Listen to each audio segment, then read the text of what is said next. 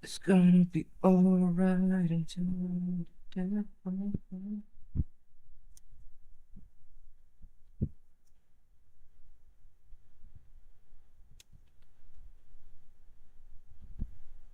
Not a fear.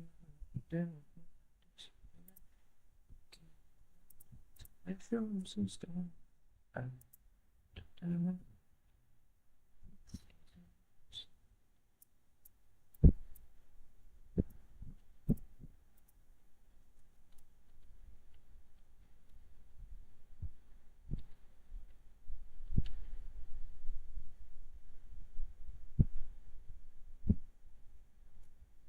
Like chemistry. Existential dread, but living like you should. It's gonna be alright until death.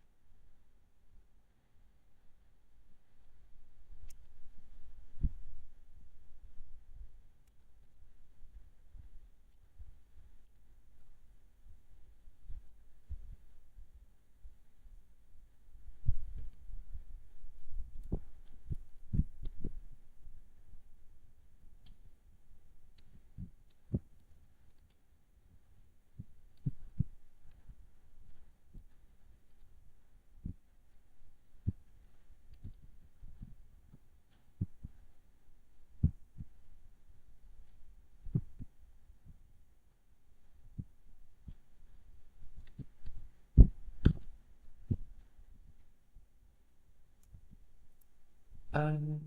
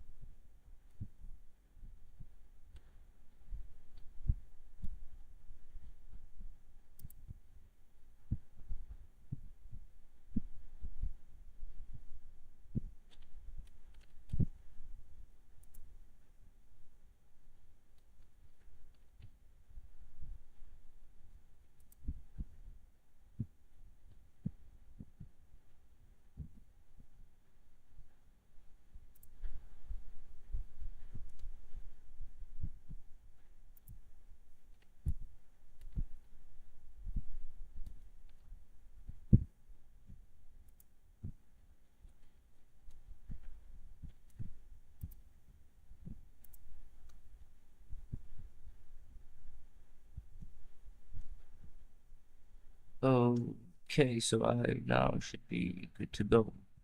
I think. Hmm. Maybe let me turn off my notifications. Yeah, maybe I'll do that. Yeah, hold up though. Wait, instead of doing that, should I go to private mode for 2 minutes? Yo, take on Ray. Hi, hi, hi, hi. It's been a while since I streamed.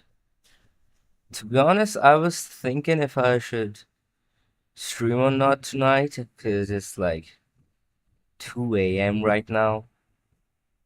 So I was like, maybe I should stream, maybe I shouldn't, because I am feeling kind of lazy and sleepy right now, and I'm just laying on my bed and trying to stream. But I don't know. I just wanted to stream, I think, because yeah, it's been a while since I did any streaming stuff, and I do kind of enjoy it.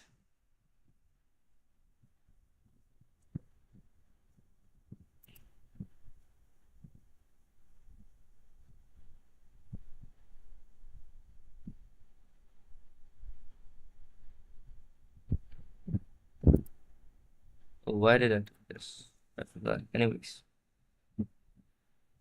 so today, let me just close this door because I won't probably need that. It's fun, but sleep is paramount. Yeah, I mean, I don't really sleep at night. I sleep during the day, mostly during like 6 a.m., 7 a.m., 5, 6, 7, around that. Sometimes maybe even 10 a.m. Yeah, I go to sleep during the day and I mostly stay awake during the night.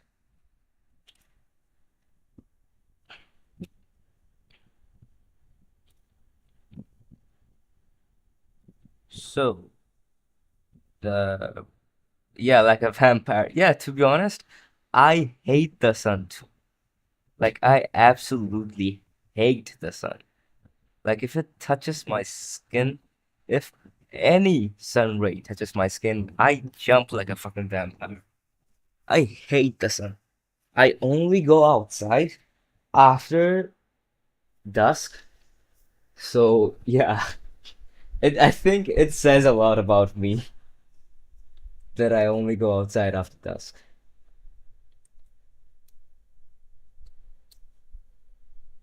So let me check my PRs for Guru. I think I the POSIX bracket fix should be good to go. Nagorny told me to test most of the stuff. However, since I broke up the commits, now it should be easily reviewable. So like this should be good to go. I hope they respond. Or I hope other people respond. So now for the Valstar, what did the Valstar tell me to? Let's see. So SRC compile needs a space. Okay, I'll do that. And since the binary lives against the shared libs at runtime, please add R depend or ZSTD and JML so good towards one time that too. Huh. Okay. I'll do that, I guess. Mm-hmm. Get switch then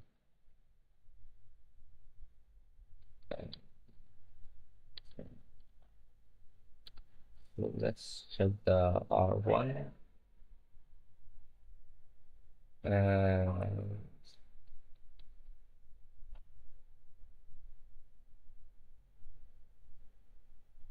this should be R depend, right?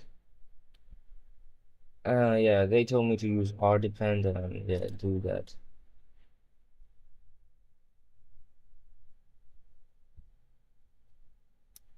I could delete this. Yeah, I could try to delete these apply grades. Fixes. Maybe I should delete these. I don't know. Hmm. Depend was equal to this. R depend. Yeah, I could do this. R depend and depend. Yeah. Then what's next? Oh, the SRC pack. Since okay, so I have to compile, I'll fix that too. So I have to compile. That gets changed to that. Okay, should be good to go. So our depend and depend. Yep, these should be good to go. So uh get diff no a okay get no there's a diff test.patch find then ebuilds exec patch test.patch.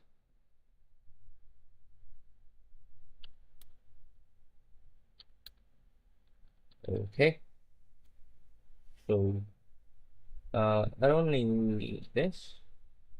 Original asset. Yep. So this should work now. Article. Yep. Looks okay.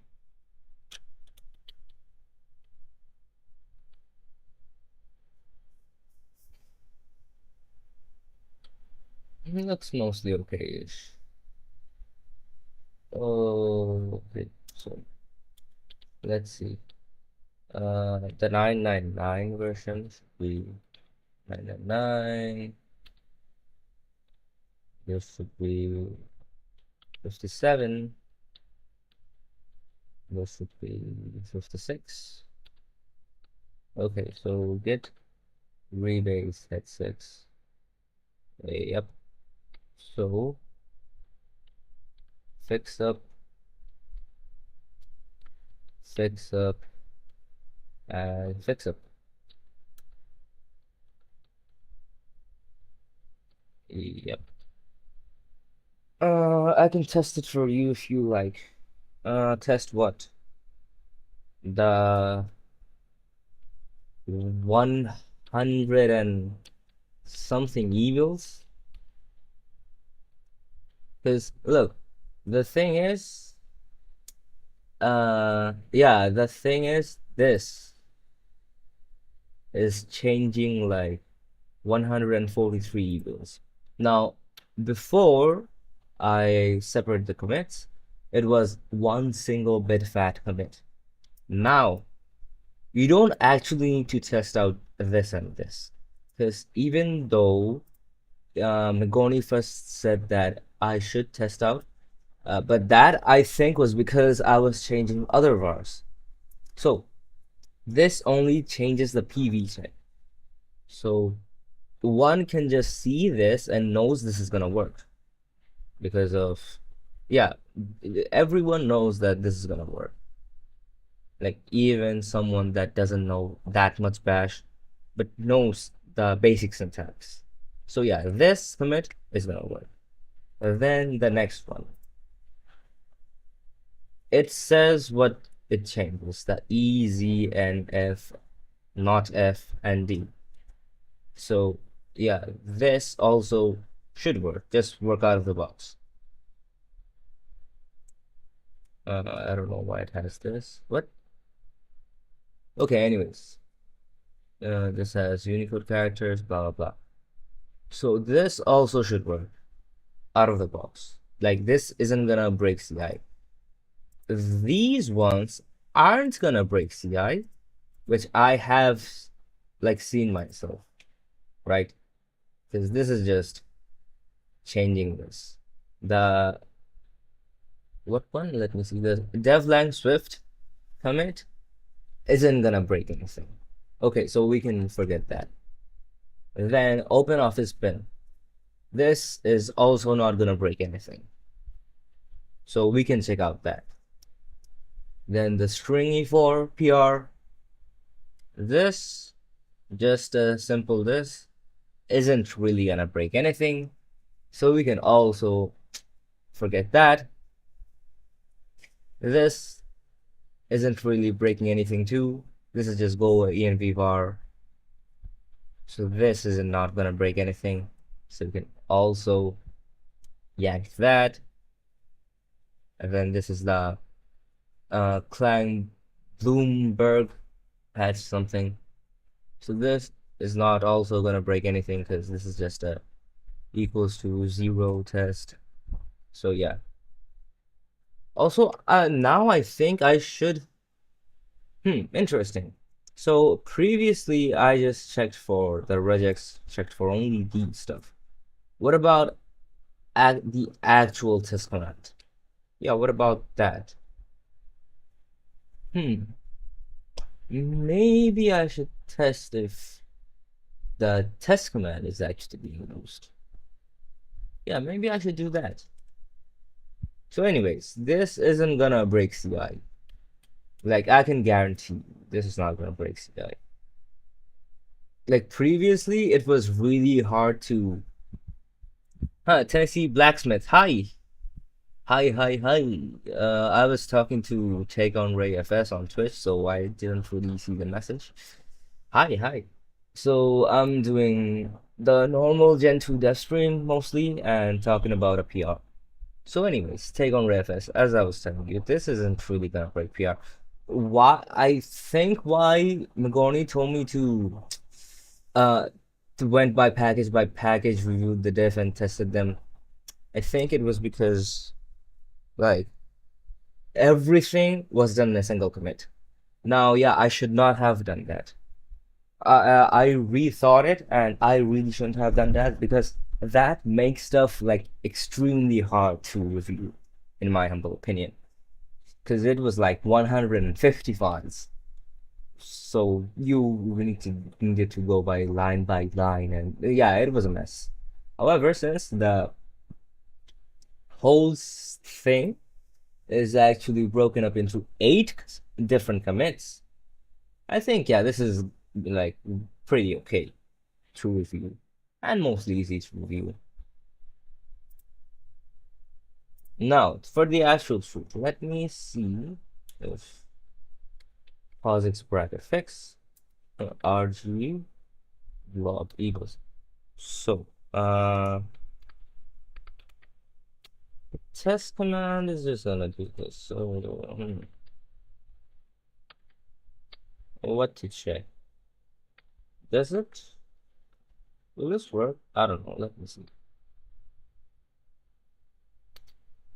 Okay, this will not work. So, okay, let me just do this and this. Interesting. Oh, I'm in the wrong directory. I'm in the goddamn wrong directory. Okay, holy shit. So, hmm, we can't test for this.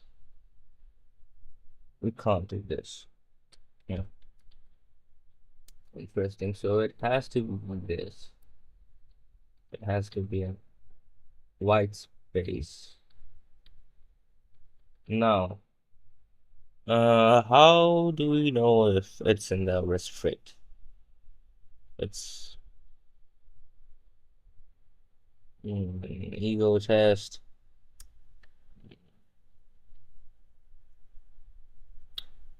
I can try to. I need better regex. I need some better regex. Because what I can't think is just ripping out all the restricts first. But that would mean that I would need to parse the output a few different times. Yeah, so it can't be bad. Also, where the fuck is my... You know what? Let me just copy and paste that.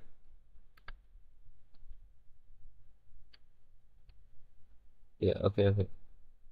Uh, so I don't think it's using.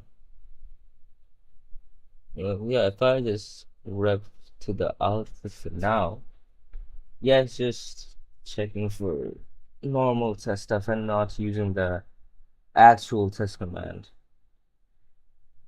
I assume. Looks okay. This also looks okay. Yep.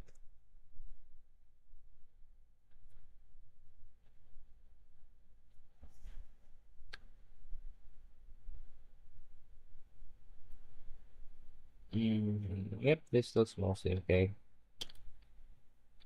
So anyways, let me go back to Zan. And I think I've done what they asked. However, I think Zan released another package.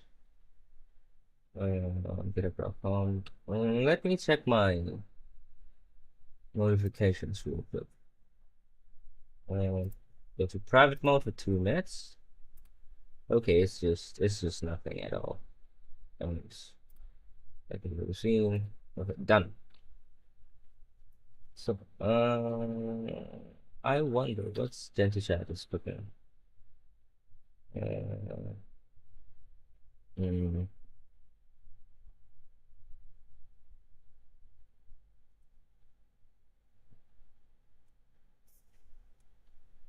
yeah, just random stuff. Anyways, mm, hmm. What I was doing again? Yes, Zan. No, let's see that.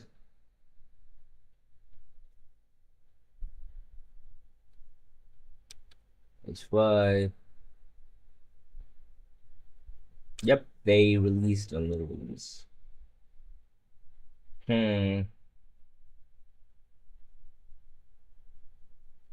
Let's just do it. CP. Let's go to design. Supervisor 9. This. Two eagles. Sound.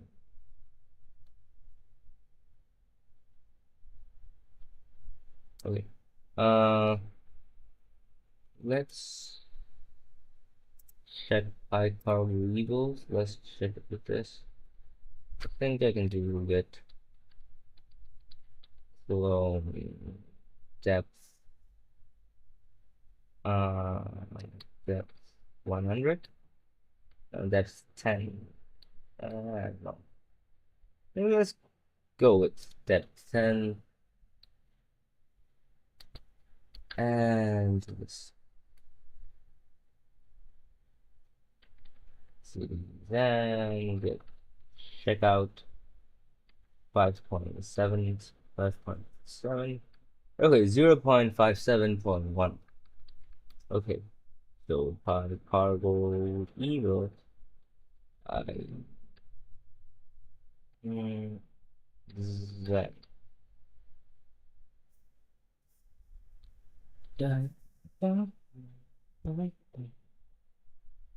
In the slightest, it's in the post my light of find.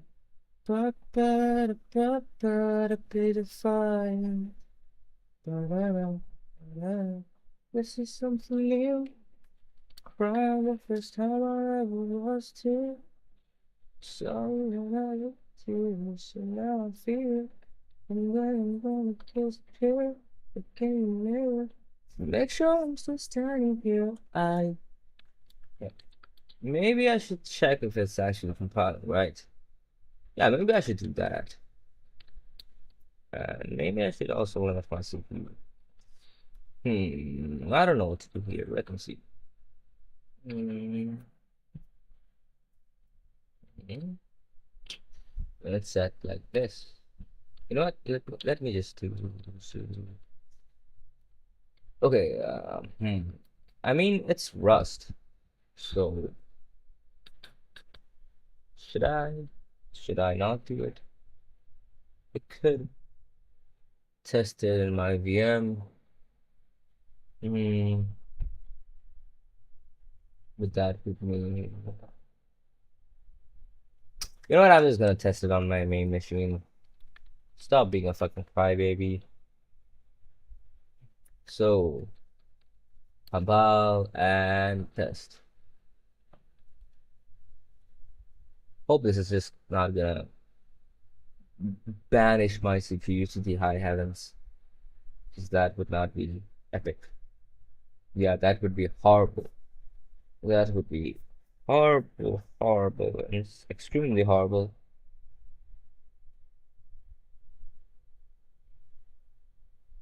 So now I feel when I'm gonna disappear. Uh, I think I should limit. Let me, you know what? Yeah, let's just do this. I'll also do that. And why move this?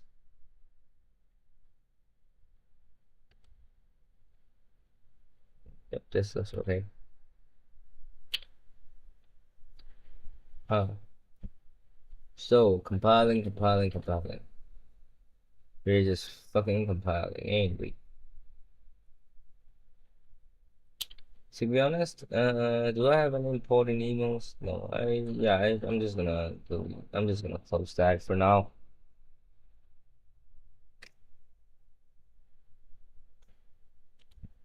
Ba, ba, ba, ba, ba.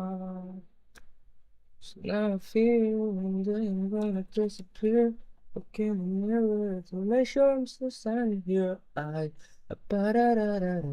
The things I never said, like it was that you tried, ba da da da da. I'm living like you said. It's gonna be alright until I end the dead.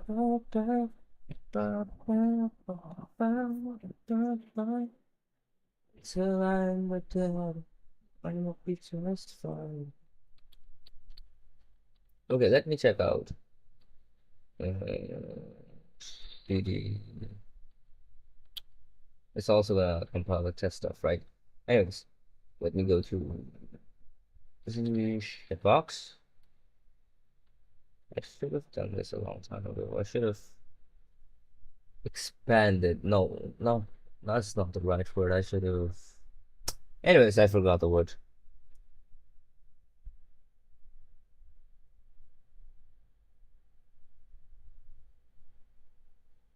It's a bronze man when you had a family. Ba ba da ba ba da feel fine.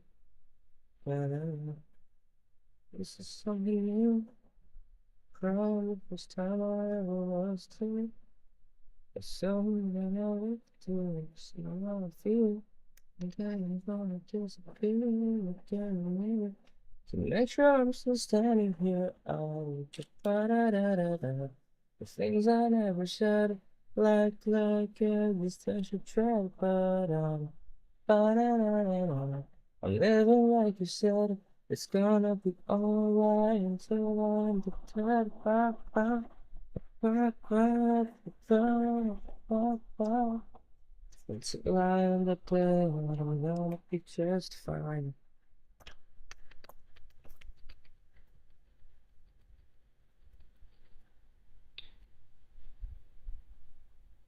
Oh, uh, yeah, maybe I should learn some Rust. Or should I? Okay, I'll do this PR and then let me check. Uh, bat. It should be ensure install. Wait, okay, not that. Ensure install Gentoo.sh. So, to do. I need to get it soft. Switch GTK. Mouse Z4. Power control, MPD Discord RPC, not doing that. I have packaged Frozen Up RS, right? BIX Frozen Up RS. Yep, I have packaged that. So what I'm gonna do is quickly uh NVIM. My hard disk is just hitting like a dead fucking fuck. Yeah, it's horrible. Frozen Up RS, I've done that. Yeah, it's Proton RS. It's the same name. I can just hopefully do this. I'm gonna do this. Right. So to do Git leaks. I've not done that. Chowan. I think I've done that, right? Yeah, Chowan. Yep, that was me, I think. And this. I have packaged that. Okay, let's check all the tools. Solves. Do I have solve? Yeah, solve. Nope. Package that. Sweet GTK. I also need to package that. Mouse as before. EIX model v4. Need to package that. So many things. Power control. I think I'm not gonna package that just now. Need to package and play Discord RPC. Need to package get leaks. I think EIX get leaks. We can do that. Taiwan. I have done that. AST grep. This is still compiling. EIX AST grep.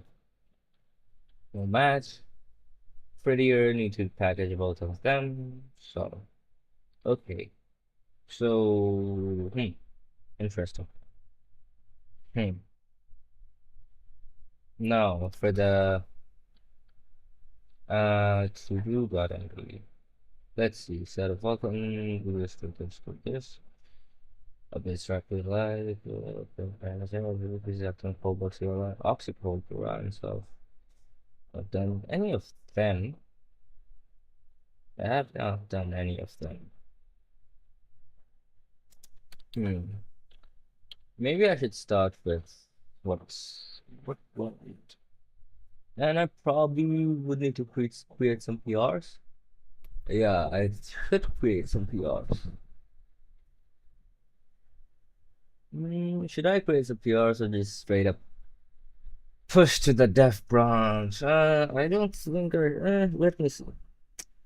Because, yeah, I'll just create a PR, create a few PRs, and yeah, see what's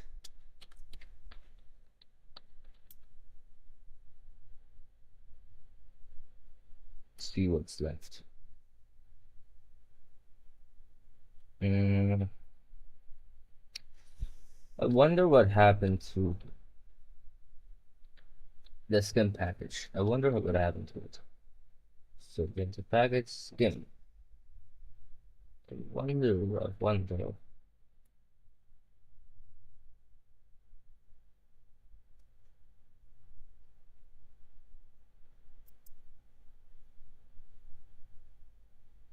Yeah, so interesting. Pull request is 0? What? Code word.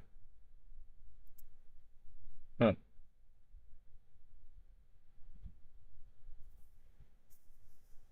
Uh, huh.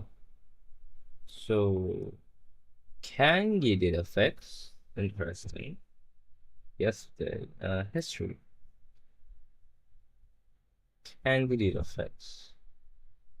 So, let me check the. Hmm.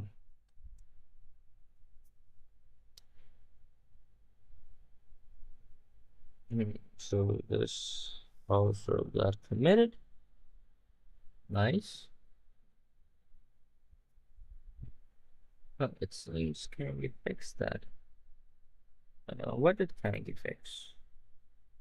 Super this nothing as part of Cargo scope test. Station wasn't always at the time. Local.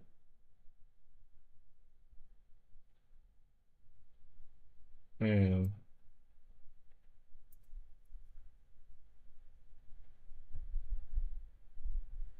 Now I feel they am gonna disappear. I don't know so when this is gonna update.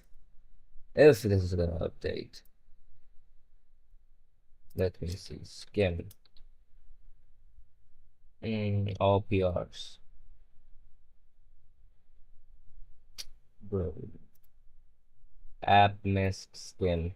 For the love of God. Code word. Level up your game, my boy. Bro. App miss skim. Like what? are we doing here? Search. What? Open. Bro, what? Type. So relevance. What? It, what the fuck is code? Anyways. Get.com, Gentoo, Gentoo. Let me check that. If I don't know if IDLC was gonna update this. Hmm. Yeah, I don't know if IDLC was gonna update this. So maybe I okay. 65 open is open PR to app skim. Let me see. 20 closed. Thank God. Add this and this. And this. Hmm.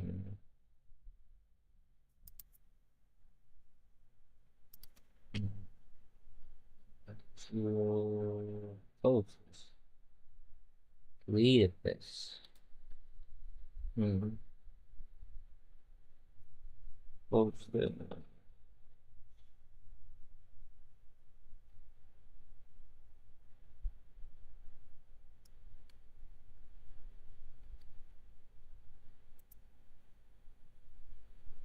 Do they have their GitHub account?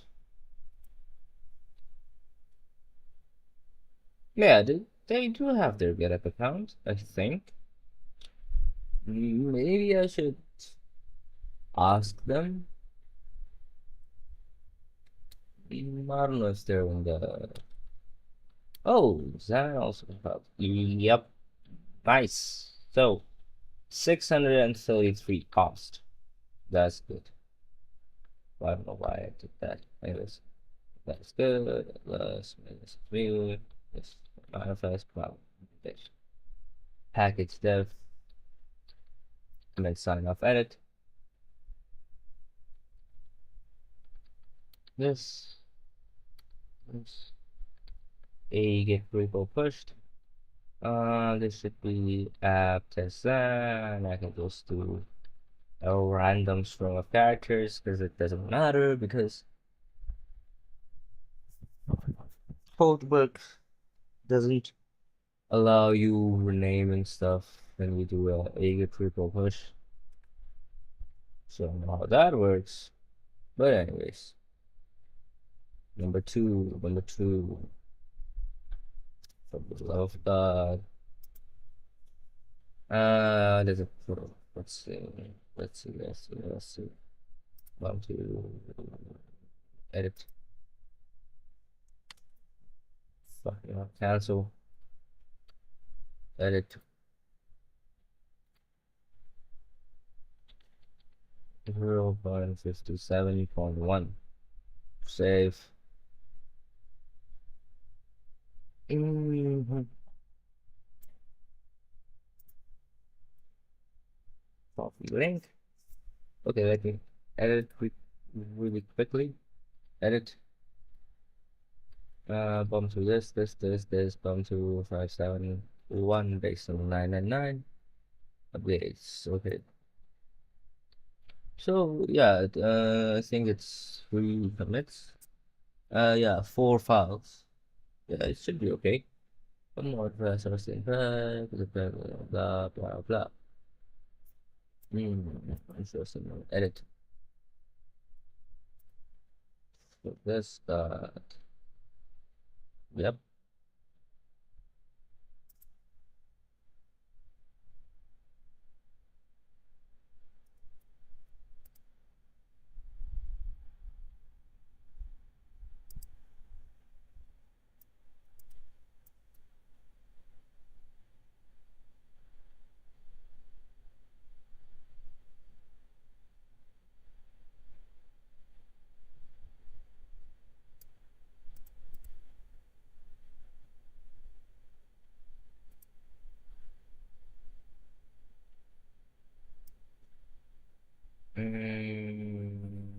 they said was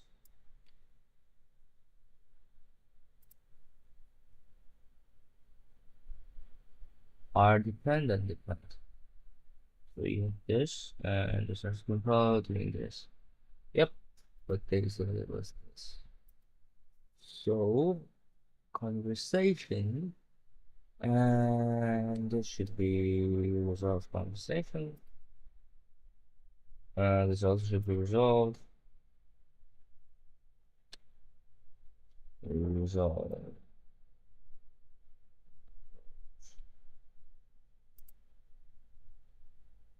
Right? Wait, not this. Show result. Yep. Show result. Yep. Show result. Yep. Resolve. Yep. Yep. This should be okay. Exams like this, blah blah blah. Okay. Oh, man.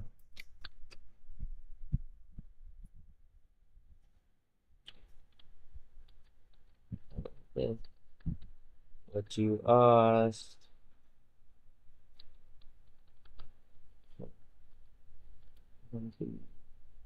0.57.1.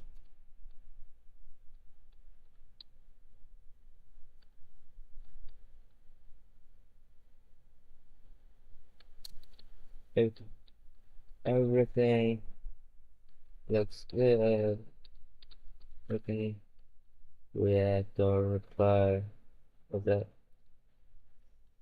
thumbs up, and I'll merge it to the branch the with prime. If we have anything else. And also, no. Comments.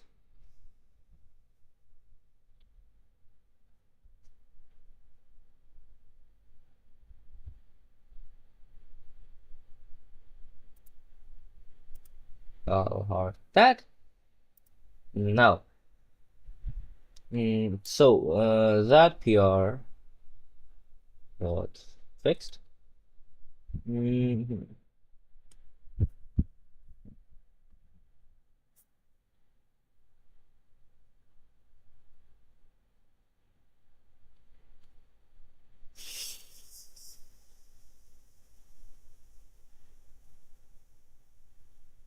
What version of Scum am I running?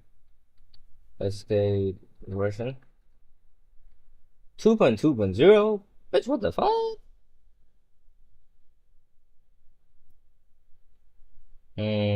Well, that's kind of iffy.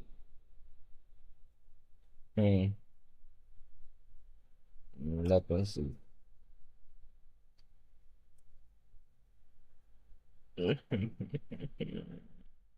I lie. Oh, a user you've blocked has please don't say, oh, fucking plot. Hmm. Not sure how I like this. Authority.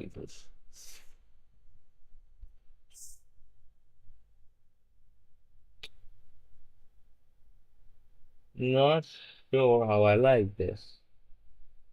I don't know if I even like this. If I even like this one, okay. So, API libraries. And it's Rust and it has performance. And let's see. Some version 2 something, right? Version 2.0.2. So, uh, this has version 3 has no usage. PTY.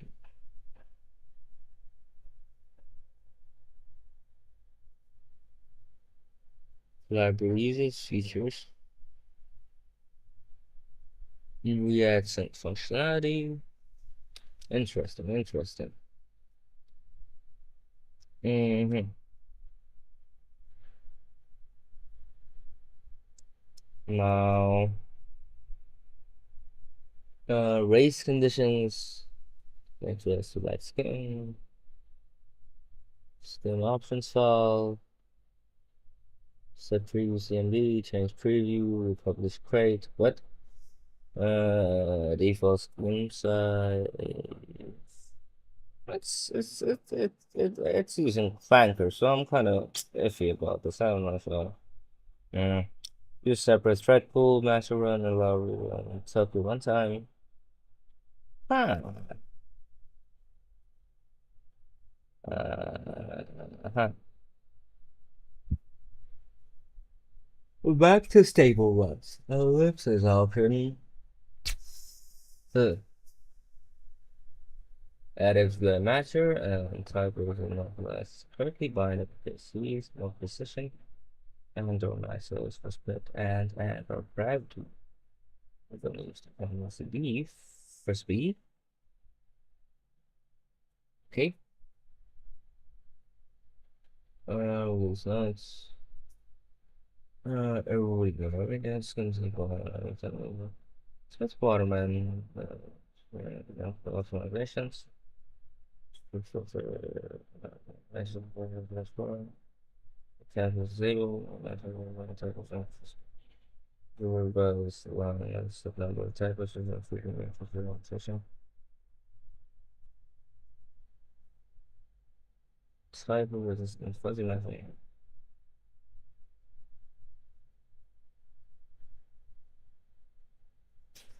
Hmm. Switch allocator, another. Hmm. Interesting.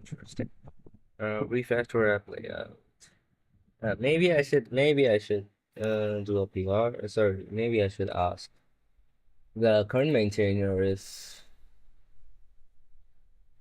because currently this is pushing out stuff like crazy. Yeah, this is pushing out stuff like crazy. My library, and then this is benchmarks. Huh. The time, this market so the release by national breaking so this boost with the following we have also property updates before seems there is more some type of sense maybe two plus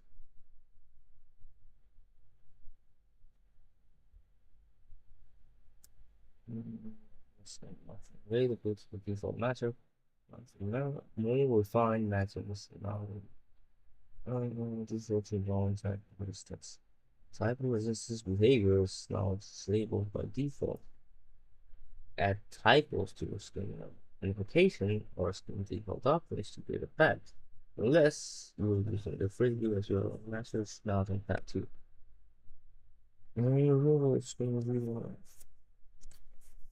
For years now, and it has been removed. Still, this benchmarks. Session and it's UI to stabilize it. It was pause as per 2000 very test. Yeah, you beat FC, but I fucking know because I have used. That's why I'm using this because it's like crazy fucking fast. Like I'm talking about crazy fucking fast.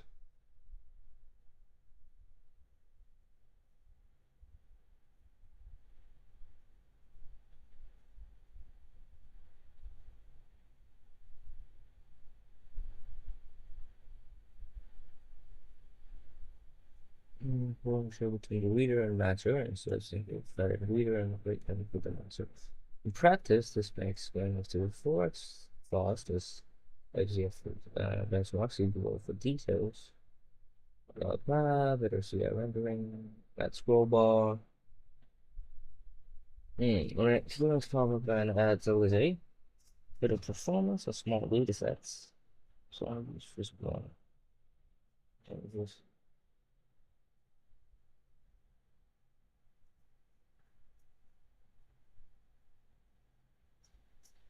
Yeah, I don't really care about memory that much. I just want faster. Yeah, I just want it to become like better, more fast.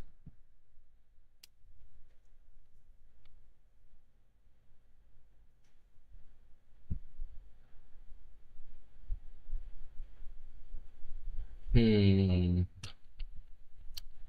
The ideal seal. I don't know if they're ideal seal. Well,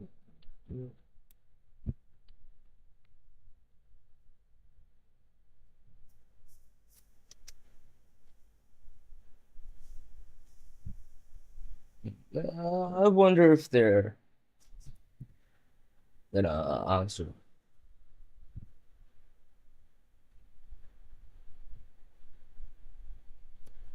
Yeah, I wonder if they're gonna answer. Maybe I should. Yeah, maybe I should see what this. Enable notifications for now, at least. Let me do a ceiling command.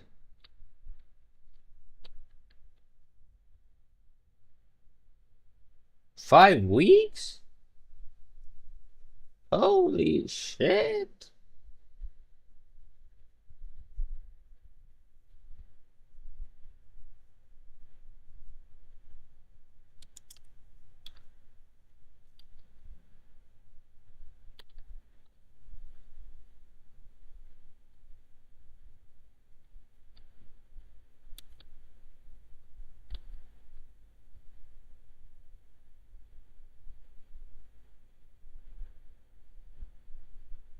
Hmm. Huh, maybe I'll. Yeah, I could try to put this in the. Huh. Should I just? Hmm. I don't know what to do. For now, at least. I hope they're gonna respond. But anyways, let me go to. Yeah, let me do some variables. Yeah, let me. Rust docs book.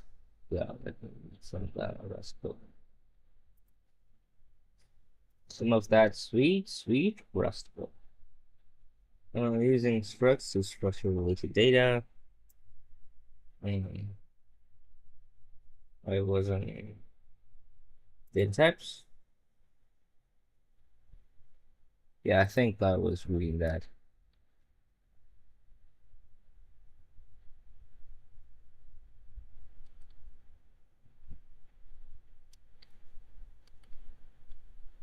Every value in Rust is of a certain data type, which tells Rust what kind of data it is. Look at bullet 2 minutes. Hold up for 2 minutes. Go one. Yeah, there it is. Mm, specify data subsets compound. Keep in mind Rust is static, but statically type language. Okay, I read this. I read this part.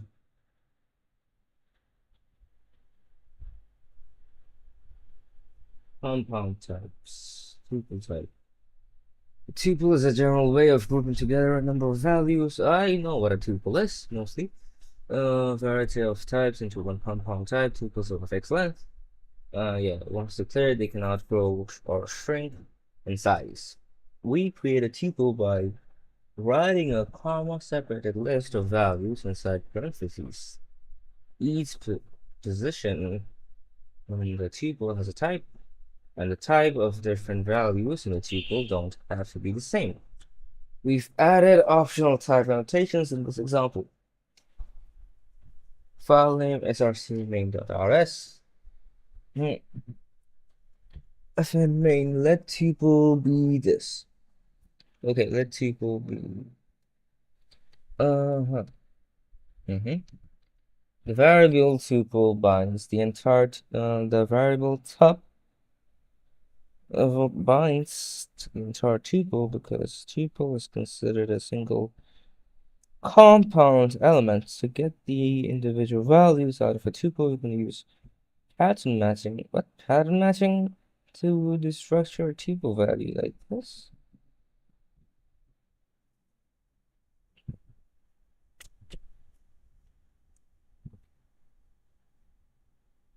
Hmm. Maybe I should uh put for like private mode for 2 minutes and go 13.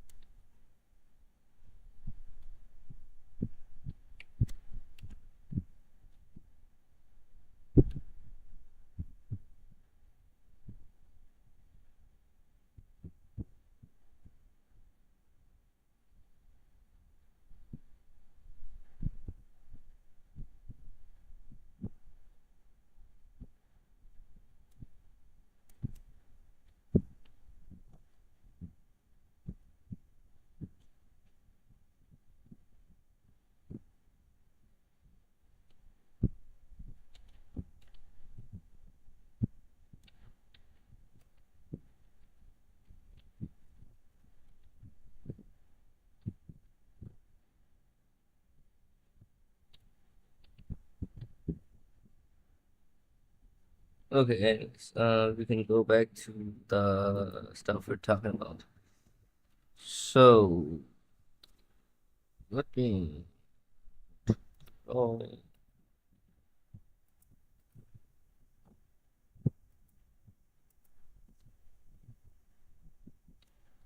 I think this should be okay for now.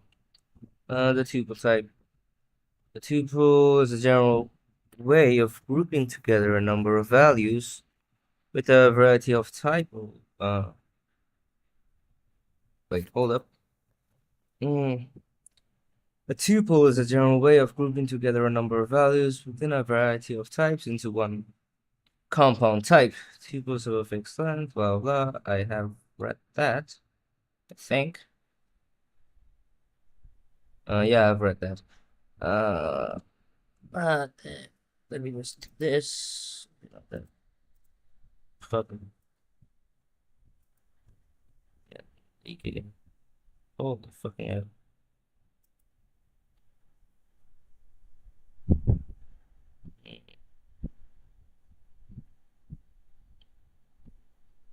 Anyways,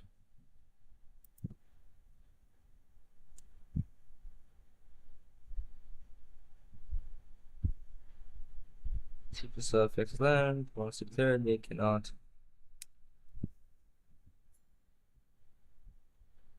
grow or shrink in size. We create a tuple.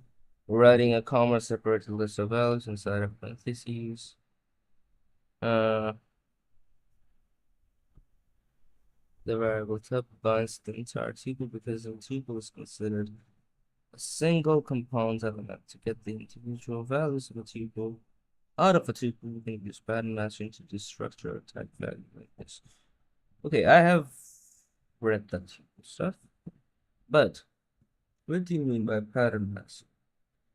Do you mean like regex? Like what? And binds it to the variable top. It's a pattern with let. What? Let is a pattern? What do you mean it's a pattern? What do you mean by pattern? Because when I think about patterns, I think about regex. When I think about regex, I think about nothing. Why do I mean nothing? Anyways, what I meant was. What? Anyways. Then uses a pattern with let to take top and turn it into three separate variables, x, y, and z. This is called destructuring because it breaks the single tuple into three parts. Finally, the program prints the value of y, which is 6.4. Maybe I should try it myself. Yo, take on Ray FX. Thanks for the raid. Thanks for the raid. Thanks for the raid. Thank you. Thank you. Means a lot. Anyways, so I'll just run that and then cardboard.tml target. While I'm doing target, it should be src main.rs. Also my LSP is fading, so that's good. So let's ebuild this. Okay, let me check my LSP logs. I don't know every time, every fucking single time. I need to code. Something fucking happens. Check for log, they say. Okay, fine, I'll check for logs. But holy hell, that's some fucking log. Rest analyzer, SDR. What?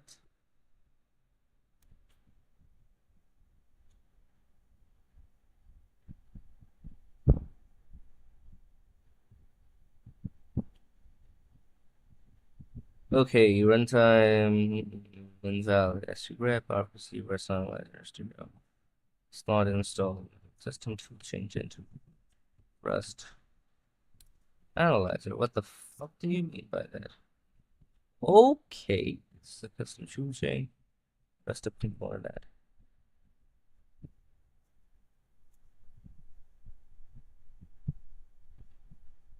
Rust up.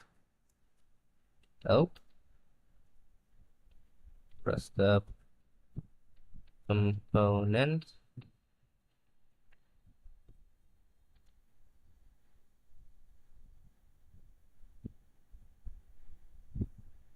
Can't remote into my stream to test your PR or Imolo skill. We'll set that up later. Imolo poll stream. Oh, wait. Are the Imolo stuff like what do you call it in Twitch? It's a reaction type thing. Anyways, you know what I mean, like an emoji type thingy. Are those that? Because I got confused. I mean, I am viewing the messages in like in the terminal, so yeah, that's probably because of that. Anyways, rest of tool chain, rest of component list. Tool chain does not support components. They're emotes. Nice. Okay. Take care. Bye. Anyways, why did I type bye? So, EIX devlang rust. Let's see what I have installed. Rust common, rust bin. I have rust bin. Rust common files. They're between multiple slots of rust. I don't think I need that. Rust bin, devlang rust. Okay. So.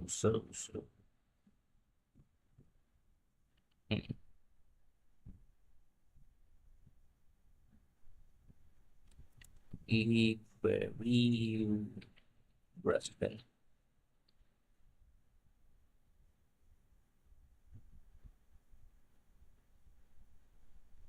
Bro, what? It's what? They're fucking.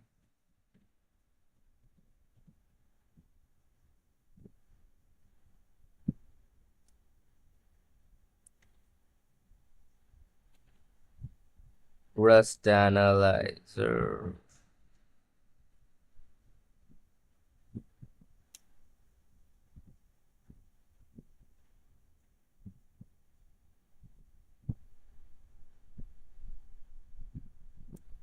So, mhm, shit. NVIM, mhm, configs, programs, portage, main packages of use. This I'm gonna type Rust. Bro.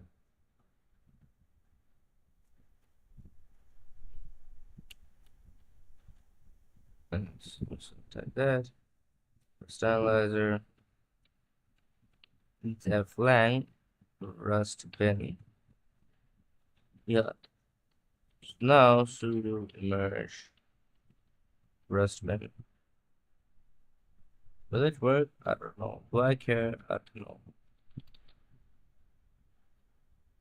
No, let's see. Yeah, SSH gonna fail because the bin house that I'm using, I turned it off because I wasn't that much needing it. Anyways, I should emerge sync though. Yeah, that would be nice. I should emerge sync.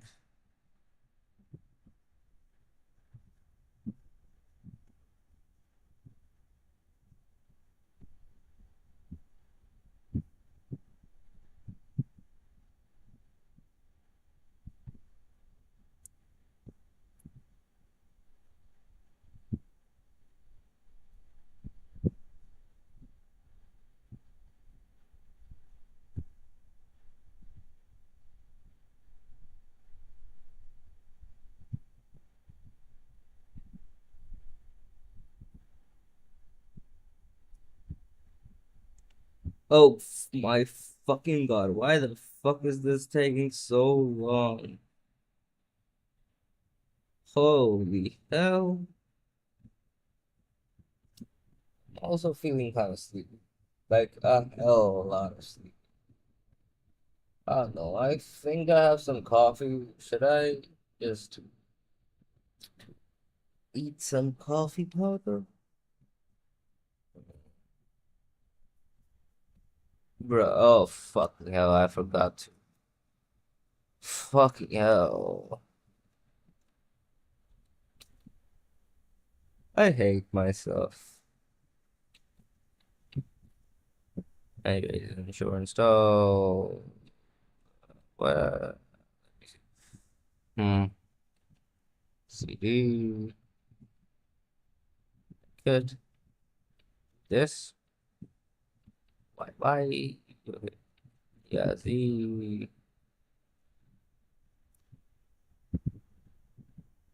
package.use. Yeah, it's main. So Rust stuff is gonna be through VM package.use Rust. And then it's gonna be copied. And then it's gonna be package.use main package. Yep, it's gonna do this.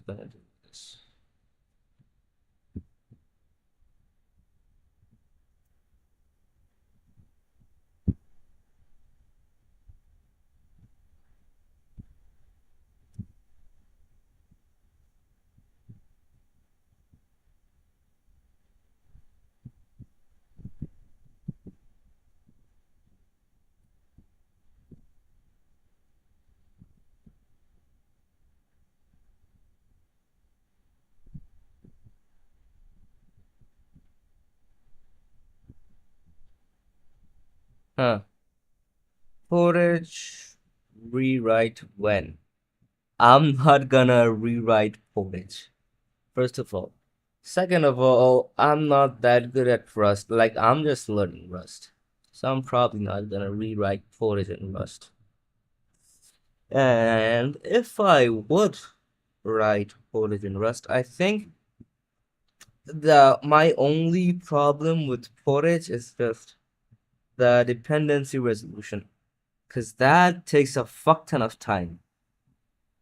Other than that, I think Portage is pretty nice. Even though it's using Python, I still think it's pretty nice. It could be better. Yeah, it's pretty nice.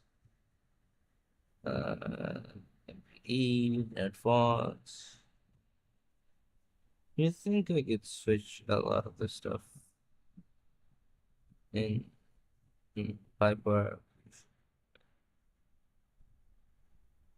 Free API. What did you get? I hate this package.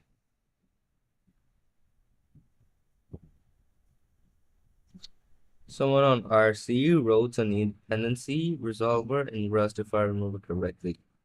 Huh. Are you talking about package craft? Or like, are you talking about the old, like the package manager type thingy, rewrite thingy that was, that the maximum version of eAPI support was eAPI 6? Are you talking about that? Because I think I have heard Kangi talk about package craft, but yeah, I know. Okay, so you're talking about the dependency resolver specifically. Huh. Let me see if I can find it with DuckDuckGo. Let me try to do a search. Uh, Portage dependency resolver rewrite. Let's see, they got stuck in edge case that made it slower. Huh.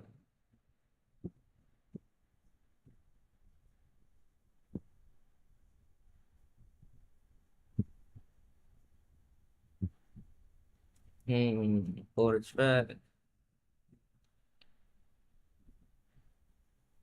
Portage NG. What the fuck is Portage NG?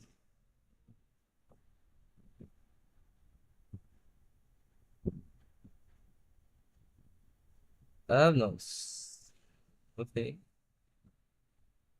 Portage NG 3 hours ago.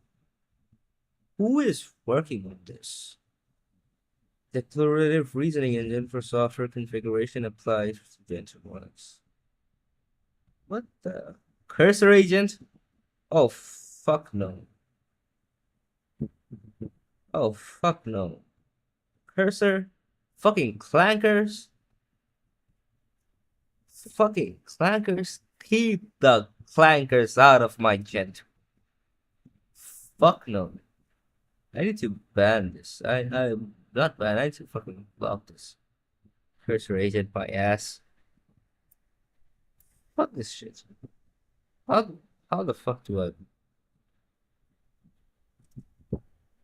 how the fuck do I follow? Where's the fucking block button? Bro, what? There's no fucking block button. What the fuck? Oh, block, block, block. Found it, found it. Block user. So now, I think I can see the user you've blocked. Ah, thank God. Why the fucking hell? Cursor my ass. Fuck cursor. Fuck clankers. Fucking hate clankers.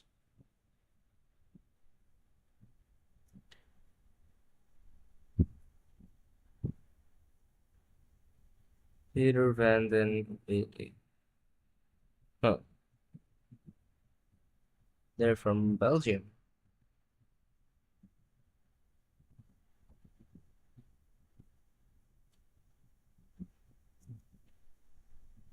Also, holy hell, the contribution is taking a long ass time.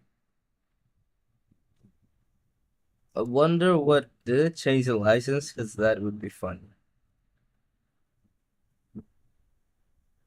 What license is this? What? Mm-hmm. License you. Gentoo prefix config files. Okay, so I think, anyways.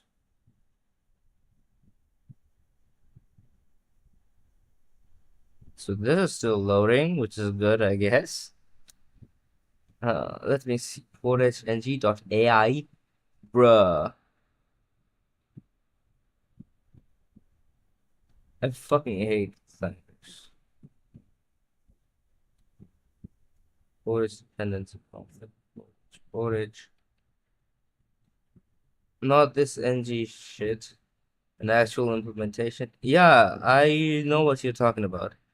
I just saw this and I was like, what the fuck?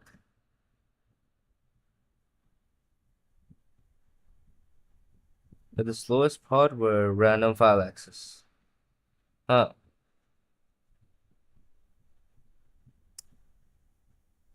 To be honest, if the storage is a bottleneck, then I don't think that there's much to do. Although I haven't done a project at that scale, so I wouldn't know. So take my stuff with a grain of salt. However, if the storage is a bottleneck, storage IO, then it's cooked. Ask Astro. Uh,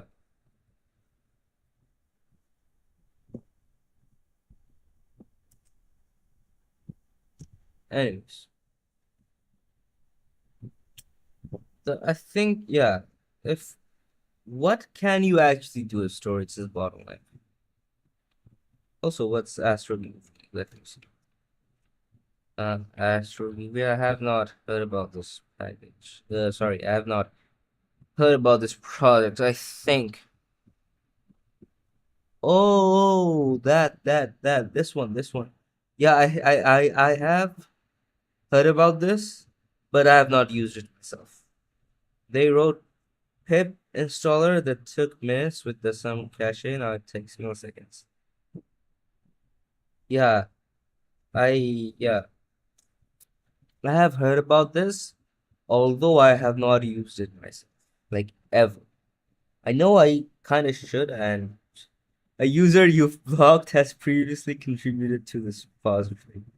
Fucking hell. Fucking hell, Claude. You know what? I'm just gonna keep using pip for now. Yeah, I'm just gonna keep using pip for now. For now, at least. Although, if you're talking about speed, I mean, if it has like better speeds, then I might just use it in situations. Because I care about performance more than my own like moral standpoint. Like I care about performance more.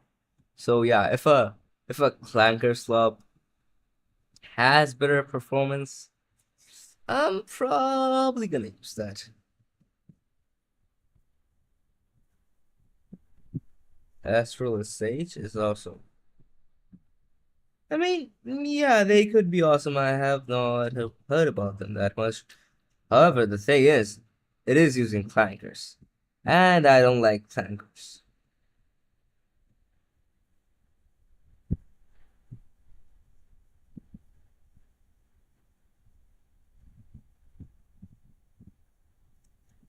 On top of that, I don't work with Python that much. So yeah, I haven't really heard about them. Although I have heard about UV,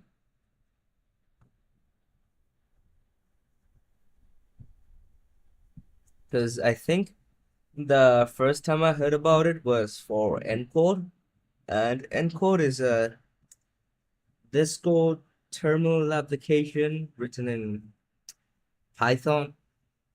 And yeah, I think they were using V stuff like that. Yeah.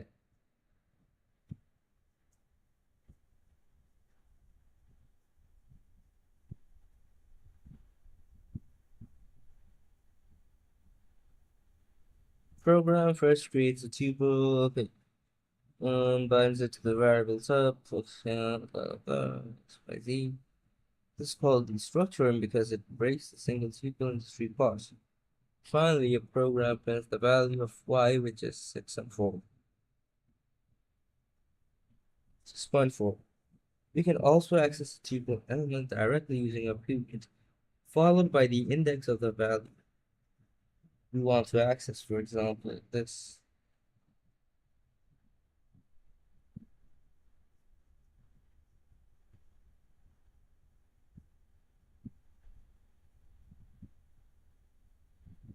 Let 500, let this, let this. The program creates tuple x and then access. Okay, wait, hold on. I have a question. Tuple type. Fixed length, once declared, they cannot grow or shrink in size. Okay, they cannot grow or shrink in size. Oh, I forgot to express. I forgot to do this.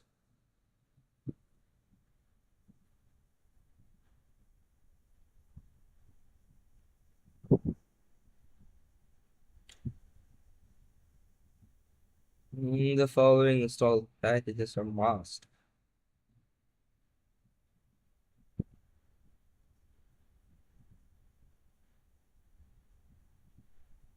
Huh? What happened? Admins keep us exceed masked by Python mask. Perpetually stuck on Qt5. The influence releases made under the influence of AI. Qt6 best snapshot is provided for testing without keywords currently as, but it's unclear when keywords will be restored but all stabilized. Alternatively, our app admin key pass. App admin pass gotta switch to a better password magic. You see, the thing is, I have known that KeyPassXC uses like flanker generated code and stuff like that. However, I found it to be like a lot better than the original KeyPass. So yeah. On top of that, KDBX2 files have like they can be used in like a lot of different places. I've used KeyPass XC in Windows. I have used it in Linux. I have used KeyPass DX for Android. I think you can. Oh, there is also a KDBX2 file opener for iPhone. So yeah. Uh, oh, well, I'm fucked, I guess. So either I'll have to switch my whole fucking password manager. Either I'll have to do that, and I'll need to find something that supports two-factor. Now, I have heard a lot of stuff about Vault Warden and stuff like that, but I really don't want to switch to Vault Warden because of its, I need to self-host a server, find like structure. So yeah, a Vault Warden should be a bit of work, which I'm not willing to do. And besides, running the Vault Warden server is just not feasible for me.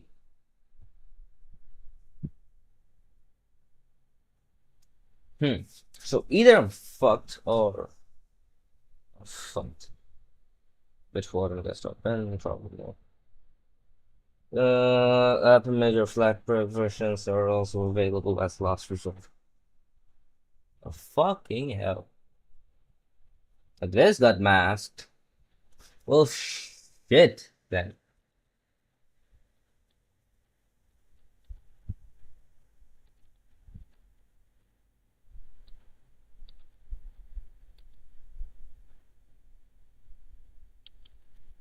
Now, let's see. DP, let's see. Do you do where to mark those packages? Did I do an merge world?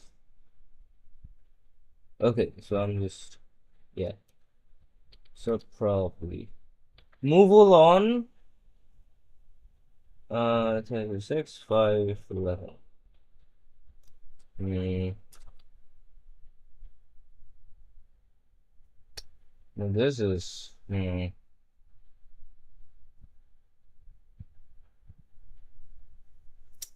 now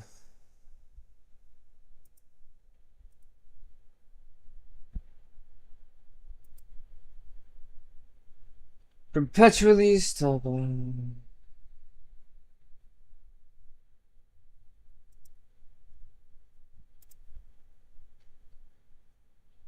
Hmm.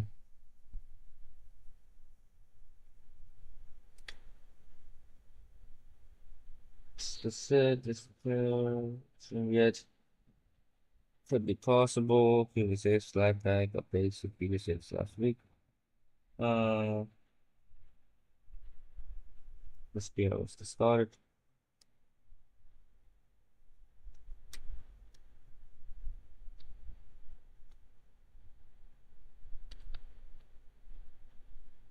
Check Secret Service new Linux password manager.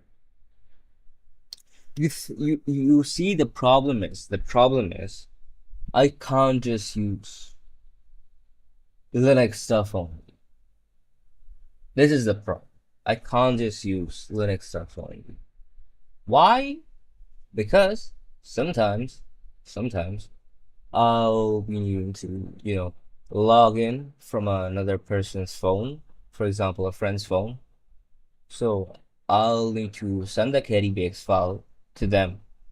Then I'll decrypt my shit. You know what I'm saying? So yeah. Uh, mm, this is kind of hard.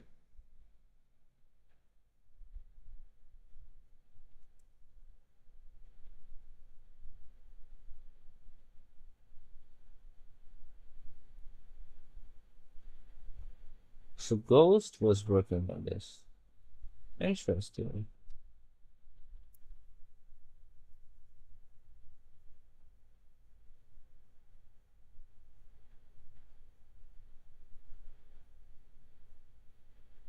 Ubuntu Linux. Yeah. Thanks to Claude. Claude my fucking ass.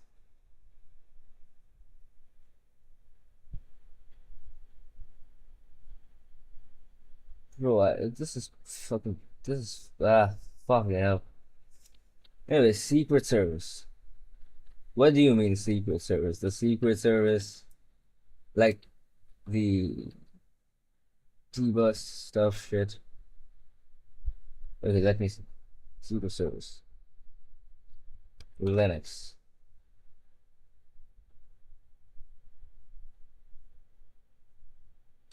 Not the Secret Service. Okay, Secret Service, Linux. Password manager. You mean actually the Secret Service or the Linux queuing stuff or the is it on GitHub? Anyways,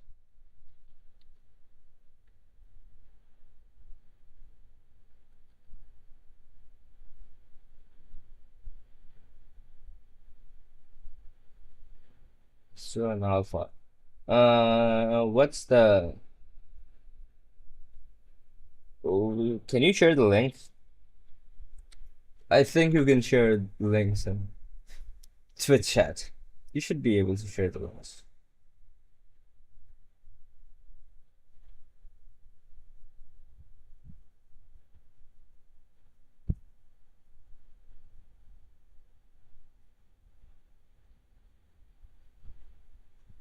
You see, the problem is, it isn't just the password manager. I have to think about two-factor two. I have to think about two-factor two. So yeah, let me see key pass. Let me see the original.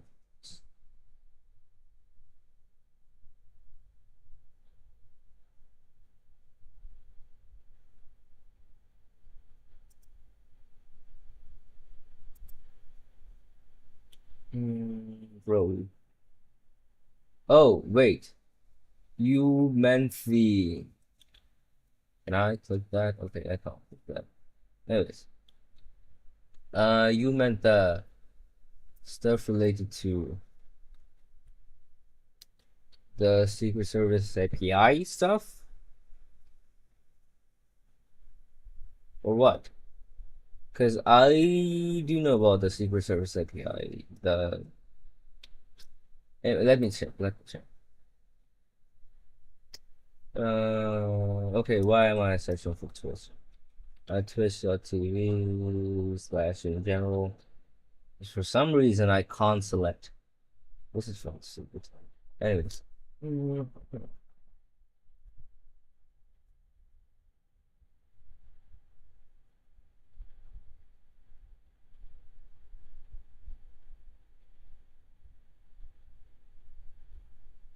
Well, I need something that works, that has good security, and hear me out, that has two-factor. Oh yeah, that Begone Wallet and keyboard. Single one of them. Anyways.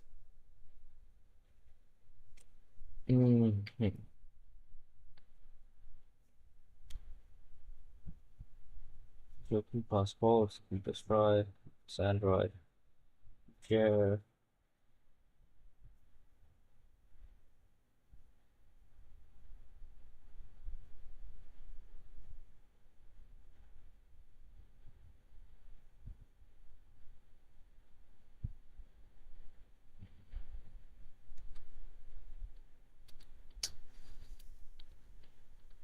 The next two-factor.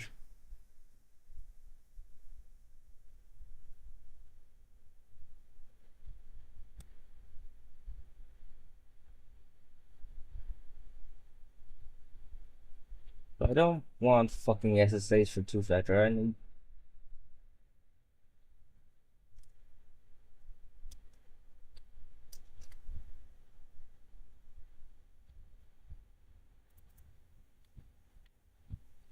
Well, yes.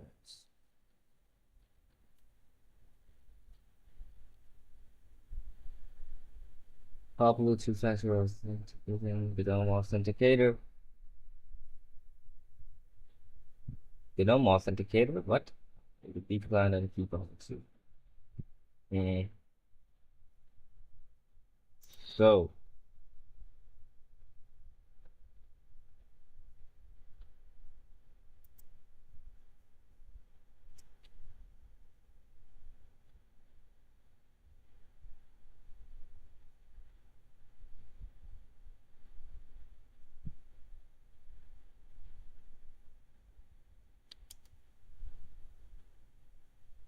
admin password 4, vault warden, with warden desktop pen, password save.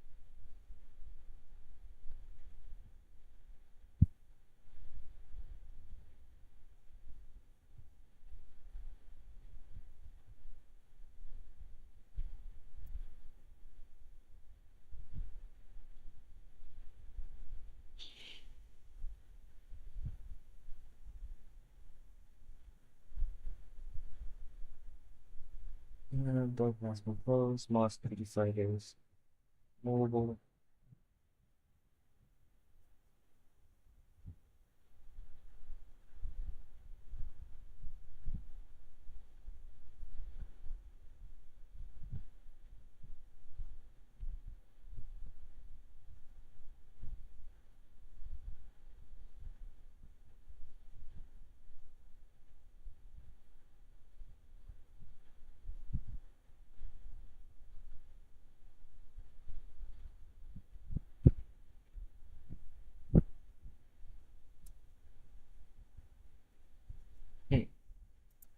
Does this use clankers? Keep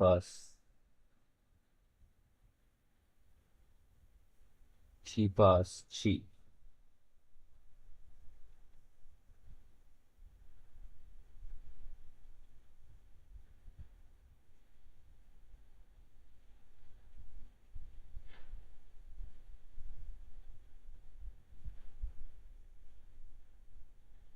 Yeah, let's use this as integration.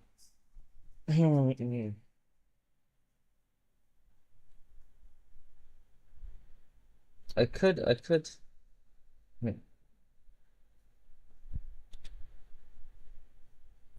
Yeah, I'll take a look at that later.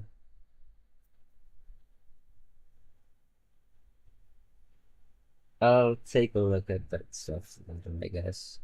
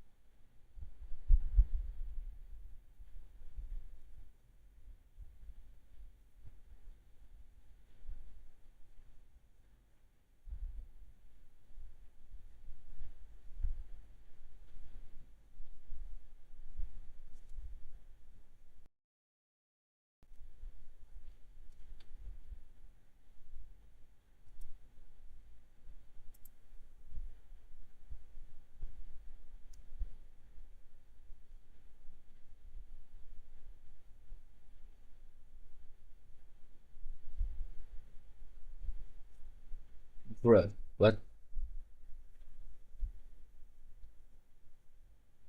Google Authenticator? Bro, what?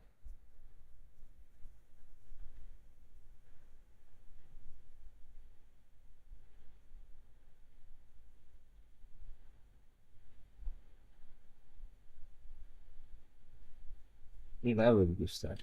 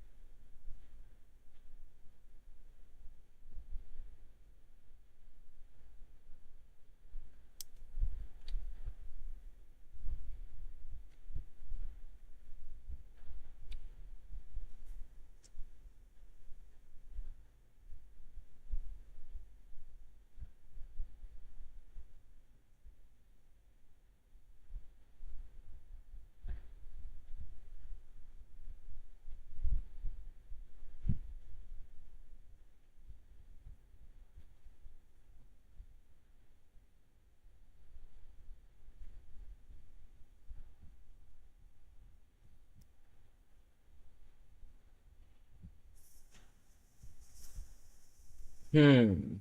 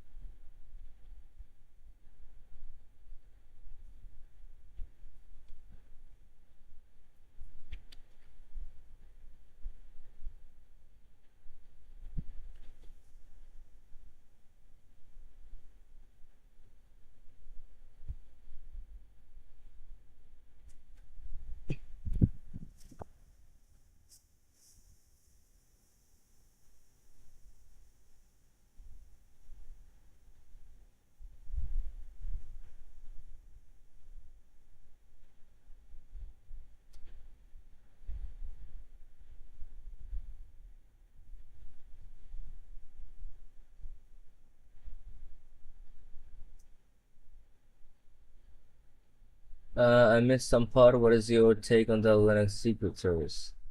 I haven't seen it that much. Although, yeah, I haven't seen it that. I haven't read about it that much. Although I do use the free desktop secret service, right? Because I use KeePassXC, and it uh, offers the keyring stuff. So yeah,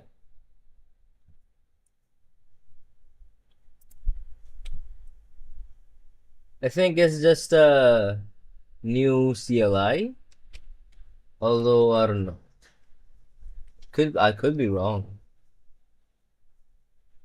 but yeah.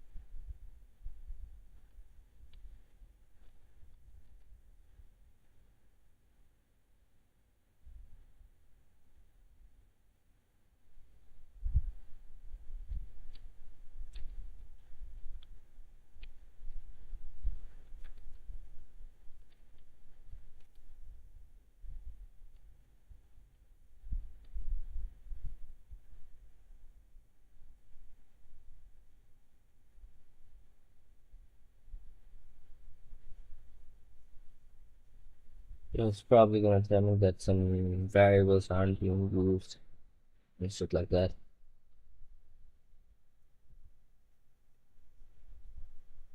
No, I gotta take a piss, so I'll be back in a few minutes.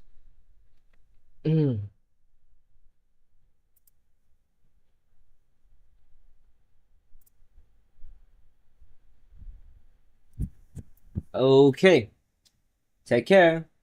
Bye.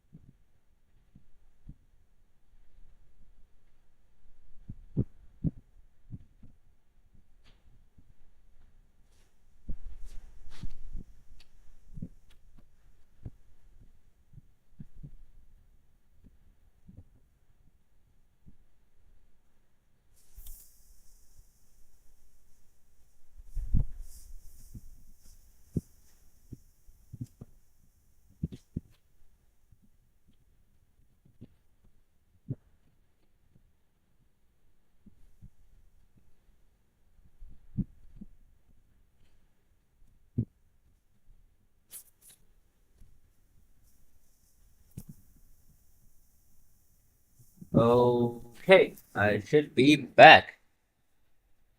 Private mode. Wait, why did I go to private mode? This.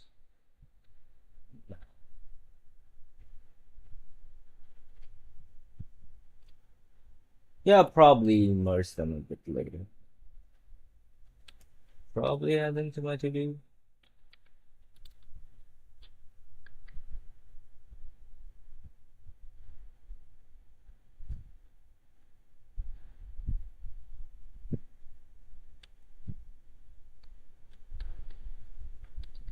Switch key pause so to pause and pause OTP.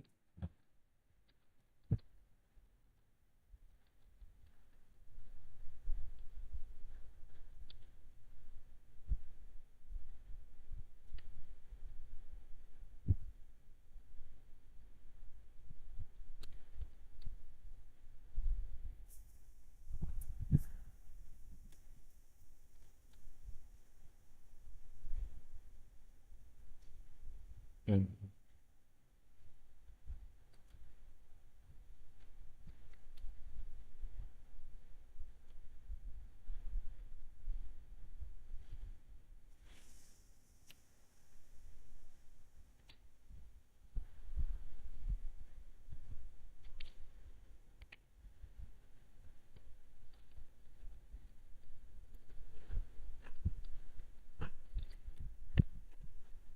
Hmm. The T-pose can be accessed like that. Okay.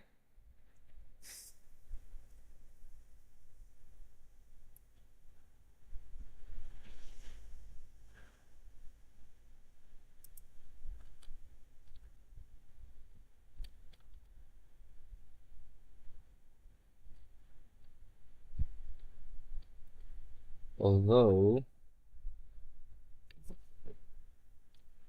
it has one single coffee. Yeah, you know what? I'm just gonna put this in my mouth. I'm gonna put the raw damn coffee in my mouth. So I'm feeling kind of sleepy. I don't want to be sleepy. It's being sleepy. It's being. I don't want to be boring.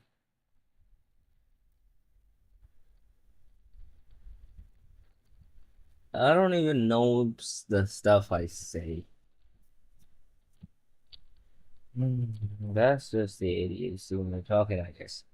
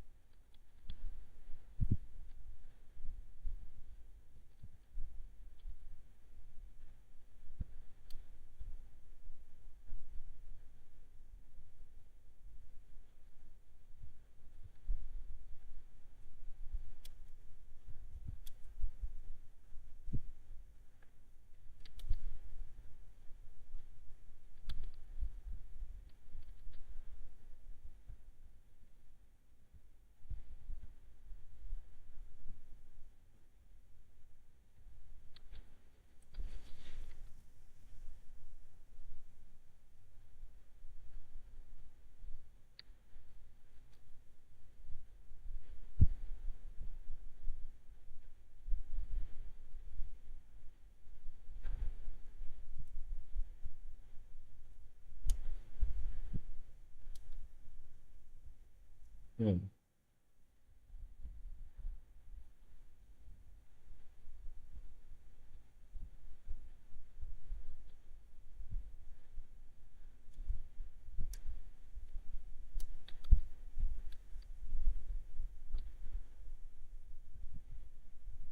Hmm. So I can change the arrays. So I can change tuples stuff.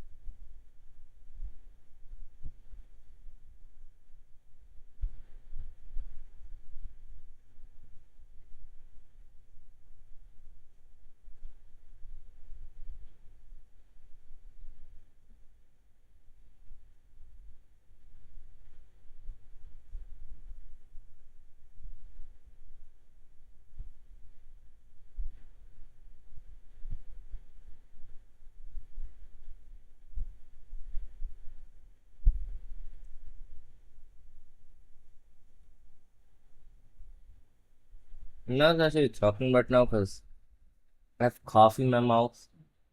So yeah, that's why.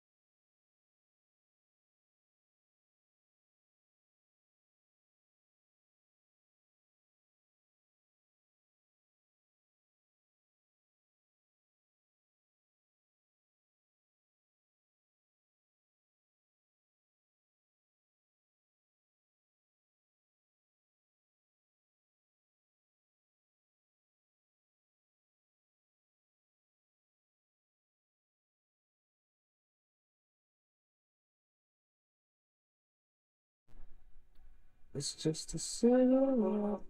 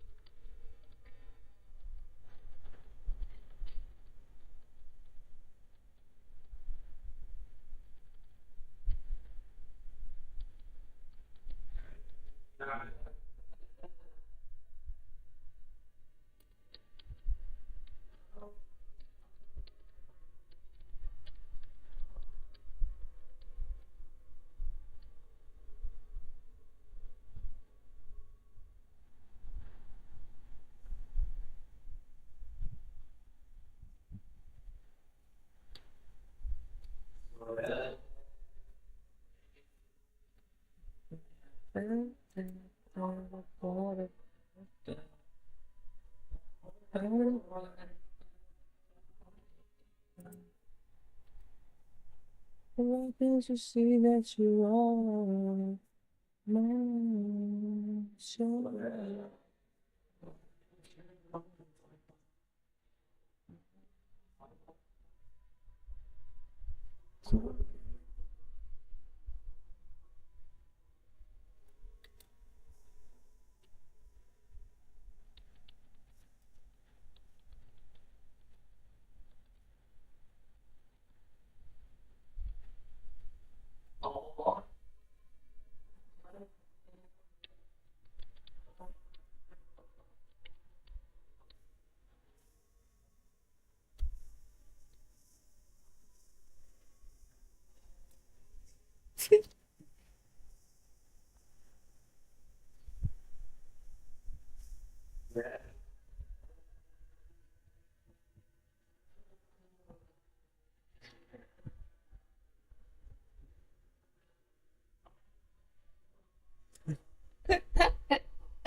No, this is funny.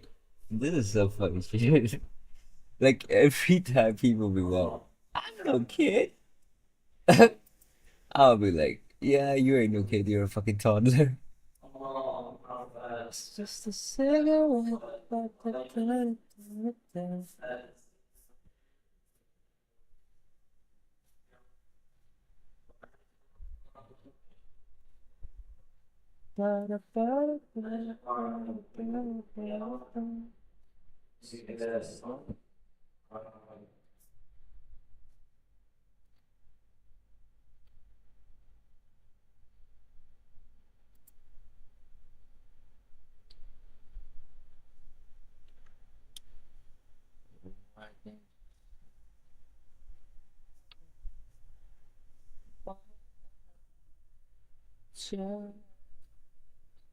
What you are?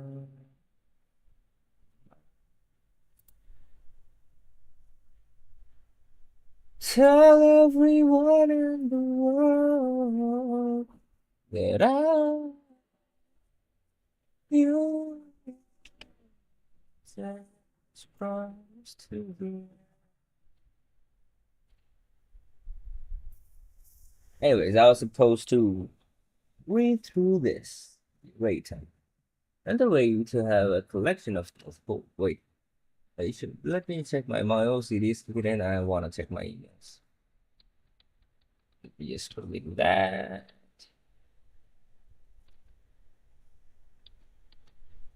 Why can't you see that you are my child? Why can't you? Tell everyone in the world. Okay, they should be fine. I got a new follower. Nice.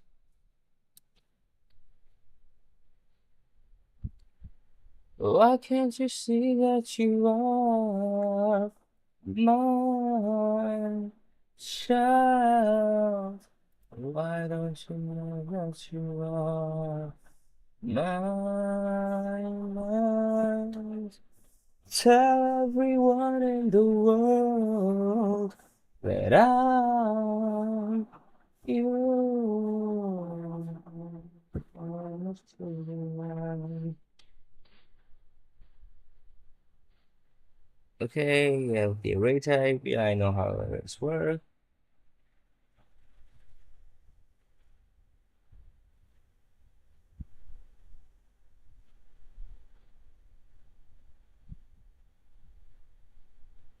And I wonder,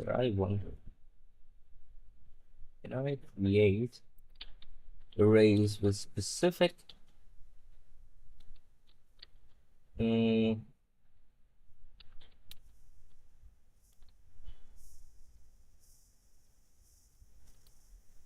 okay, this is right.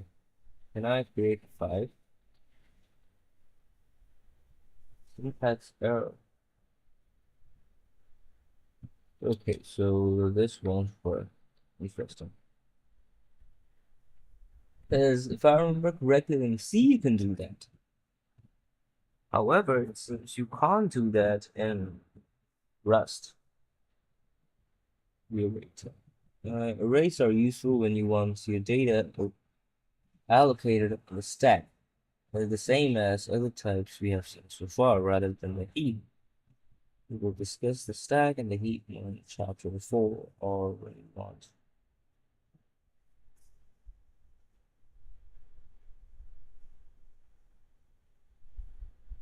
Just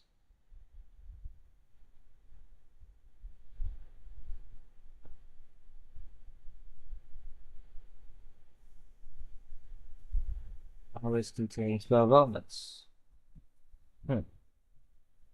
January, February, March. Writing an array type using square brackets with the type of its elements, semicolon. Oh, oh, I should have just read a bit more.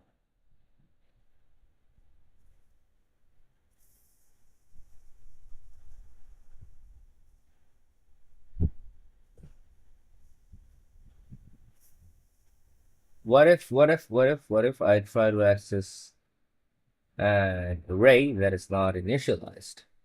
What then? So I do semicolon and I 64 and 7. Okay. So uh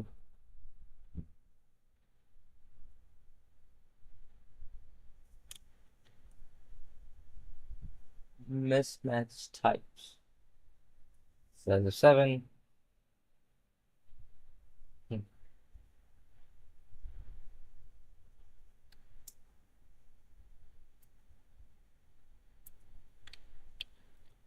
But this is I do kind of like this about first.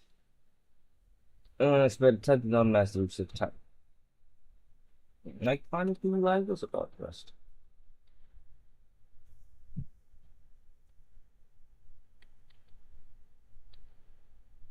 Okay, if I do this and print ln, I don't know why I do that all the time.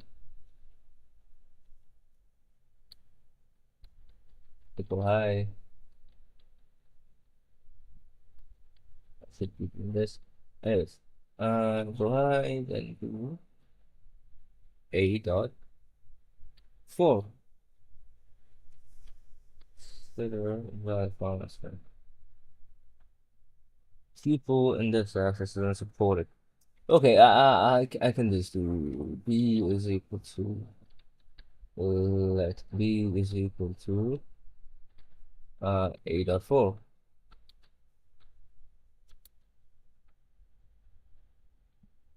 And so we'll be using b.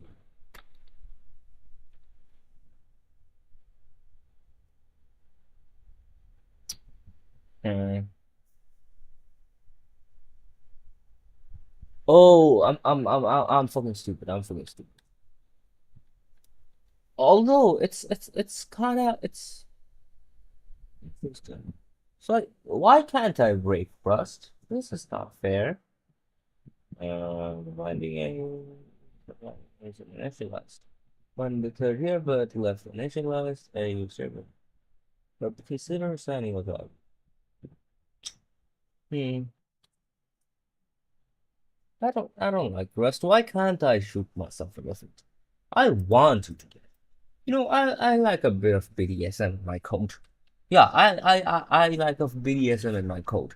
Why can't I shoot myself in the foot with a nuke? Why can't I shoot myself in the foot with a nuke? I gotta text my bro about this. This bro, I wanna shoot myself in the foot with a nuke.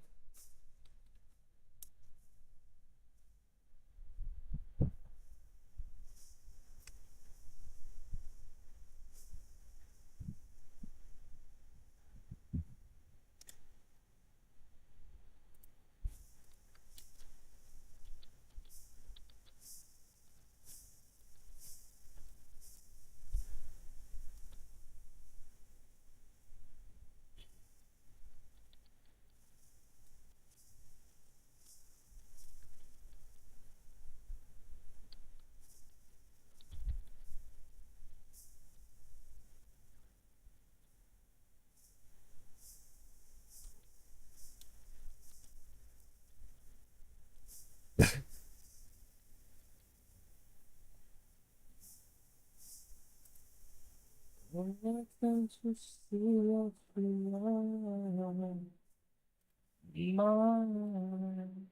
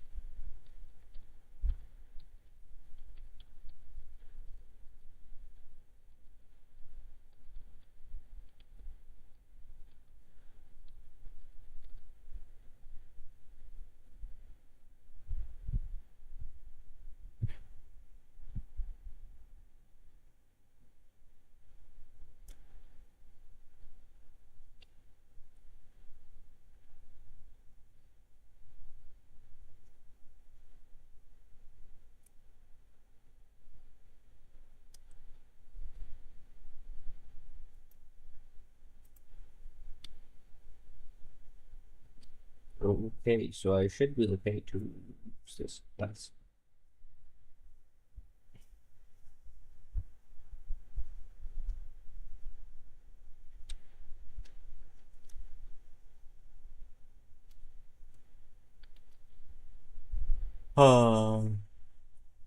Anyways, there we type.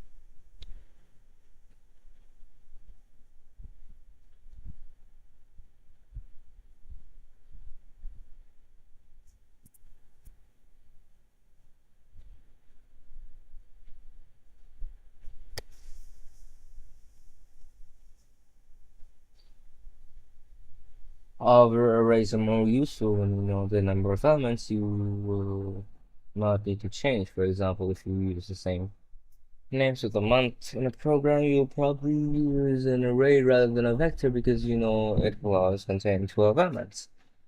Huh. You write an arrays type using square brackets with the type of each element, a semicolon, and the number of elements. Like so. I32 is the type of element. After the semicolon, the number 5 indicates the array which contains 5 elements. You can also initialize an array to contain the same value for each element by specifying the initial value followed by a semicolon and then the length of the array in square brackets as shown here. Let A this. An array named A will contain 5 elements which are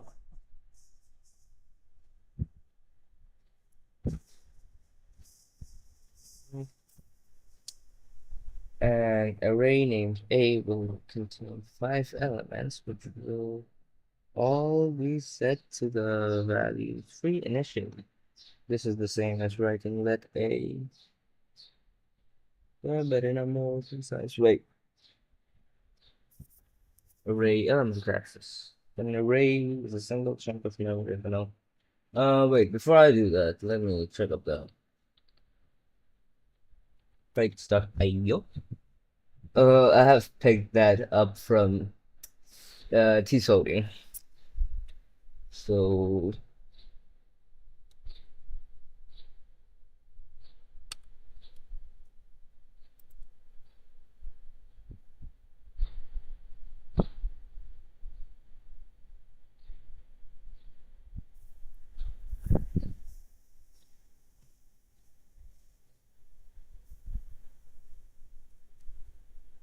do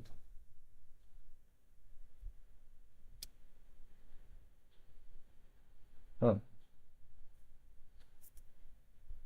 M2 and this is updated over 9 years ago. Fuck no. M2. Man, what's this? Limited. Hey, what's it?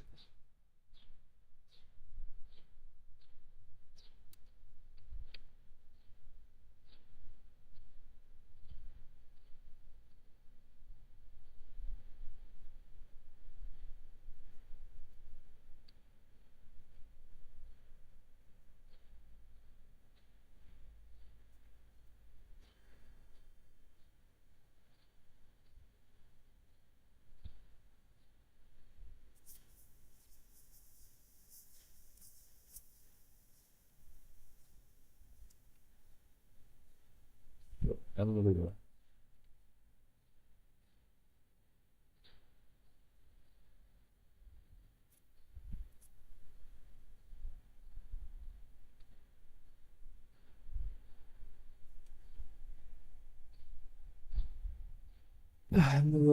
No native to model service was done with model.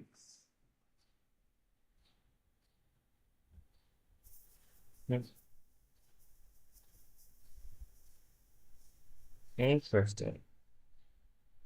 Interesting. Repository.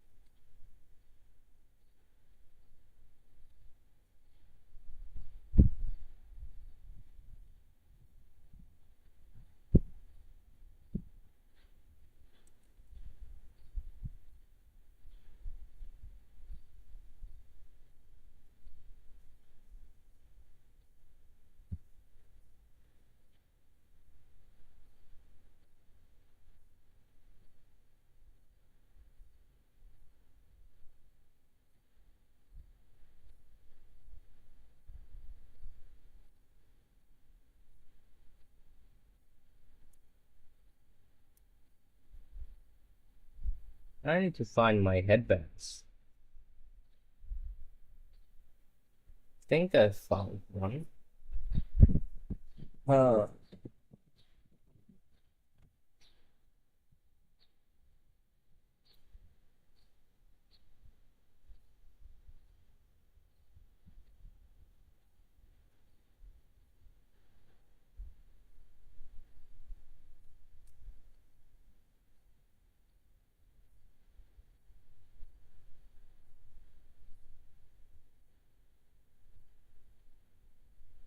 long the man.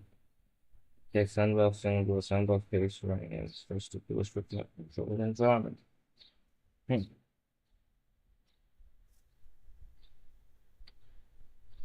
Anyways, I probably need to check that out later.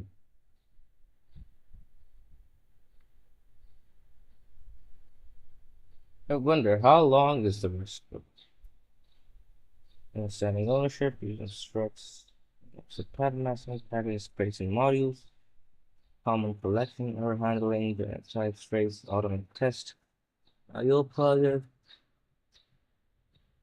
functional language features, operators and closures, smart pointers, fearless concurrency,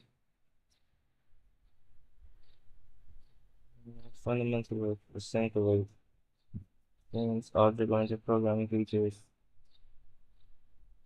Pattern matching advanced features. Build a multi-threaded web server. Holy fucking shit.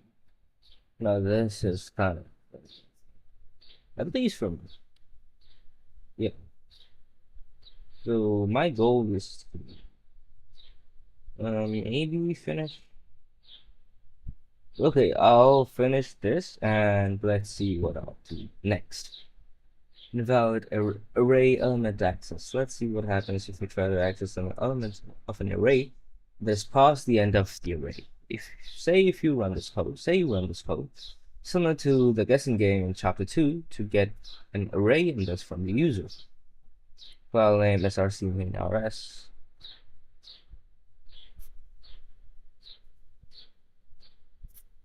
Use std.io. Use std.io. I don't know why I was telling std.io. It's std::io. Actually, this fn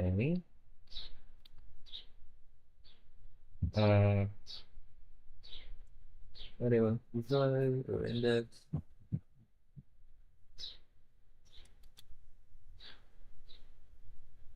Let a 1 2 3 4 5.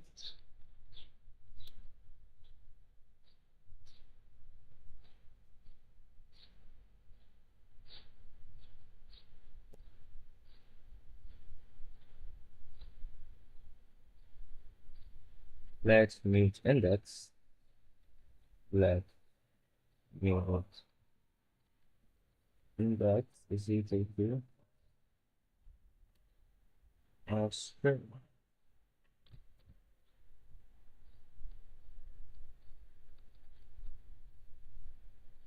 But new.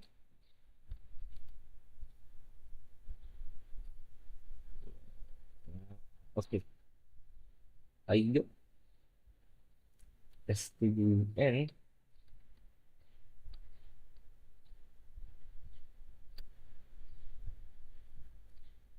Rust analyzer better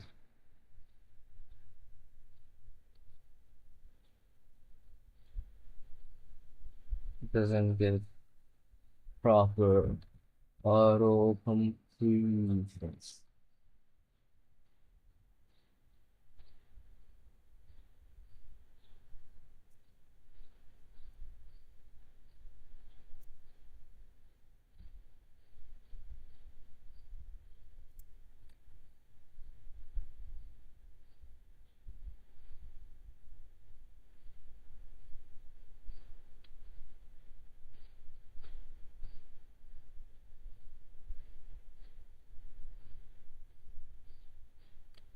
Three files about.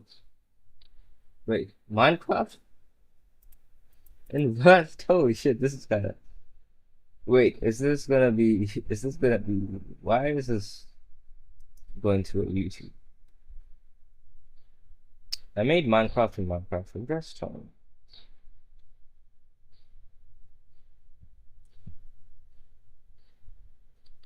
Rust.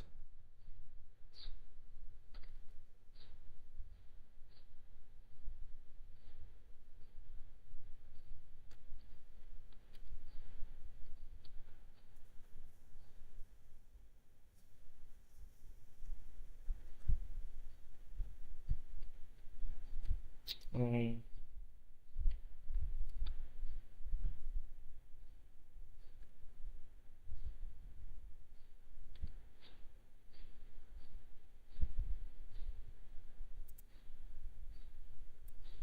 kind of a question, but okay. Wait, hold on. Rust analyzing your health. Yeah. Rust analyzing. Get path. Speed flow for vendor libraries and the resulting index. SAP, Rust analyze search.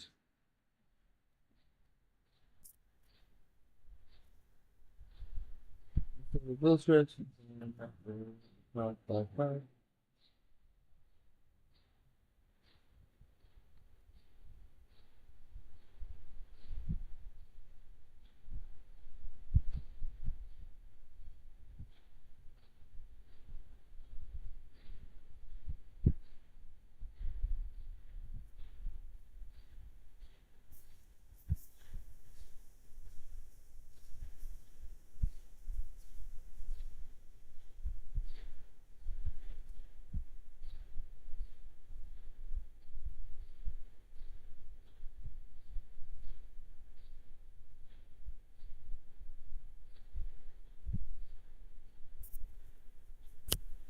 You know what? LSP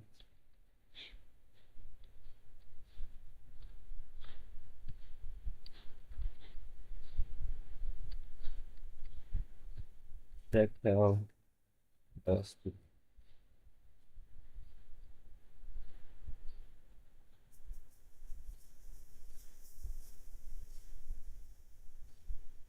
Reference reference routine invariant content run. Interesting.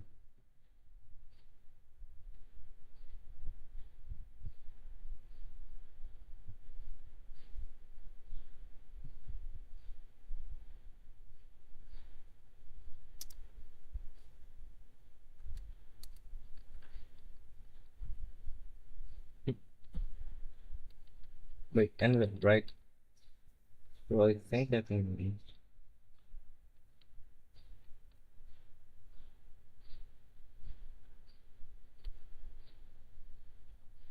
Yeah, it doesn't show that. Oh, that kind of sucks. House.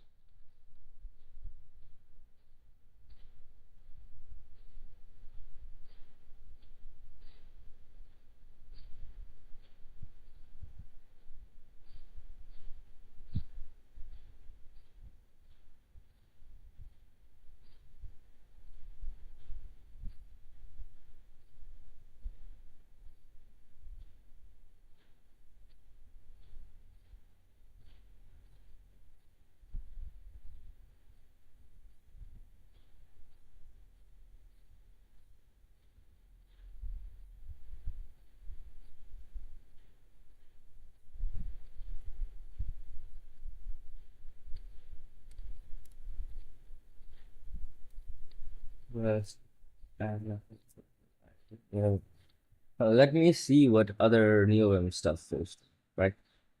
Let me see. Because yeah, this those I think yeah. Also, is there a Rusty bucket adapter? I think there is. I forgot. Modified faults versus both dogs. Should be finished for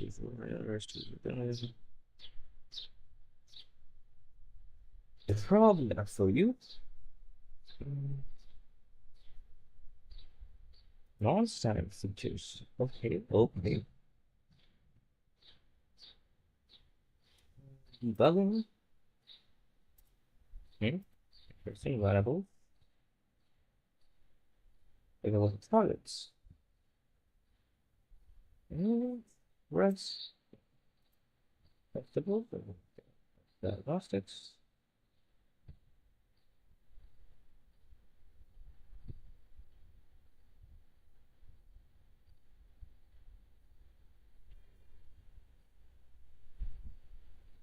Ah, interesting. Testable. New test integration.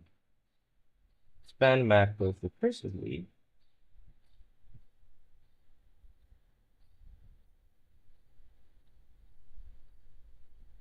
Macros root code action solve over action. Algorithm.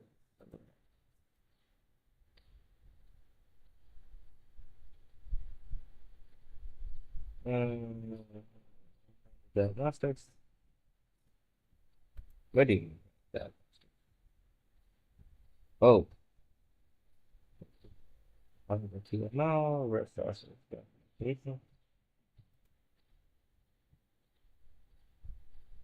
Parent module. One.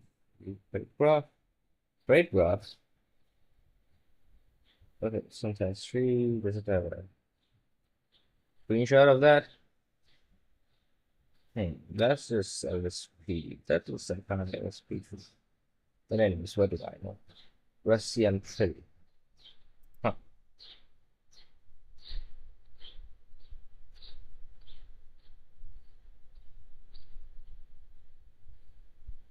LSP. Yeah.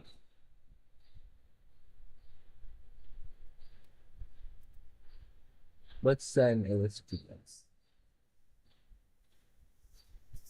share one. Huh.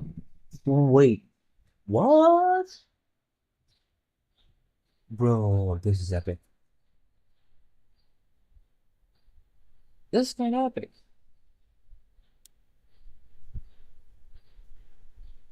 Bonus configuration.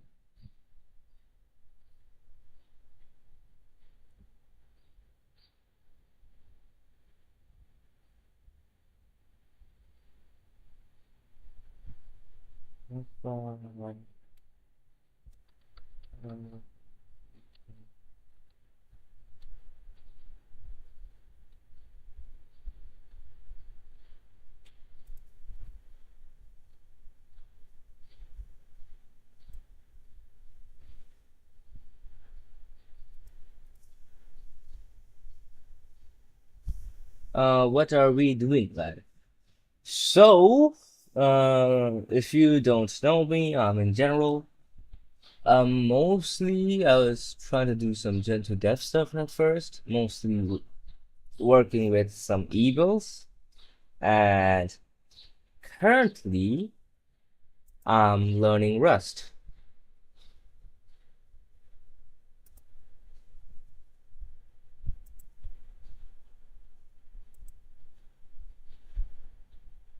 So the auto completion stuff isn't. Huh.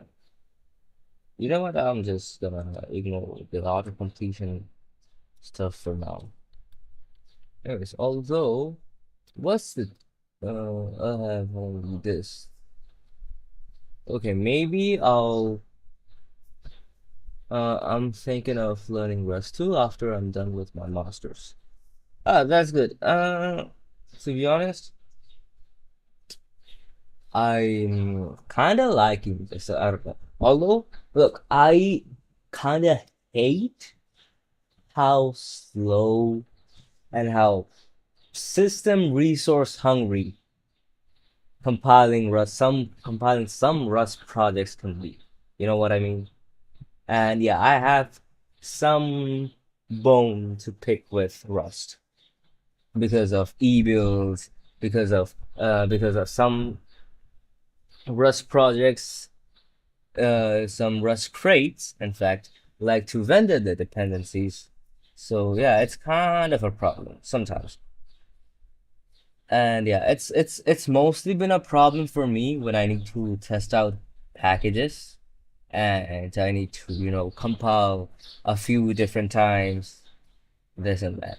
So yeah, other than that, I'm currently learning that language, and I think that it's pretty great for people that may wanna get into programming. Why? Because it has like really extremely great like errors. Like I have seen Python, I have seen like I have tried to learn C.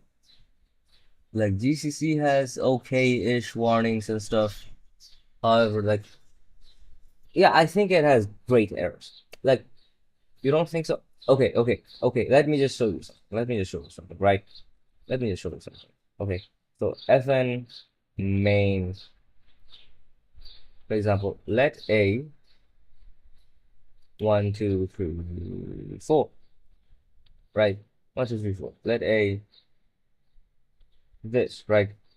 So I was trying to print out. So for if we do, let's say x a dot 1, now this is gonna throw an error, right? Because this has tuple indexing.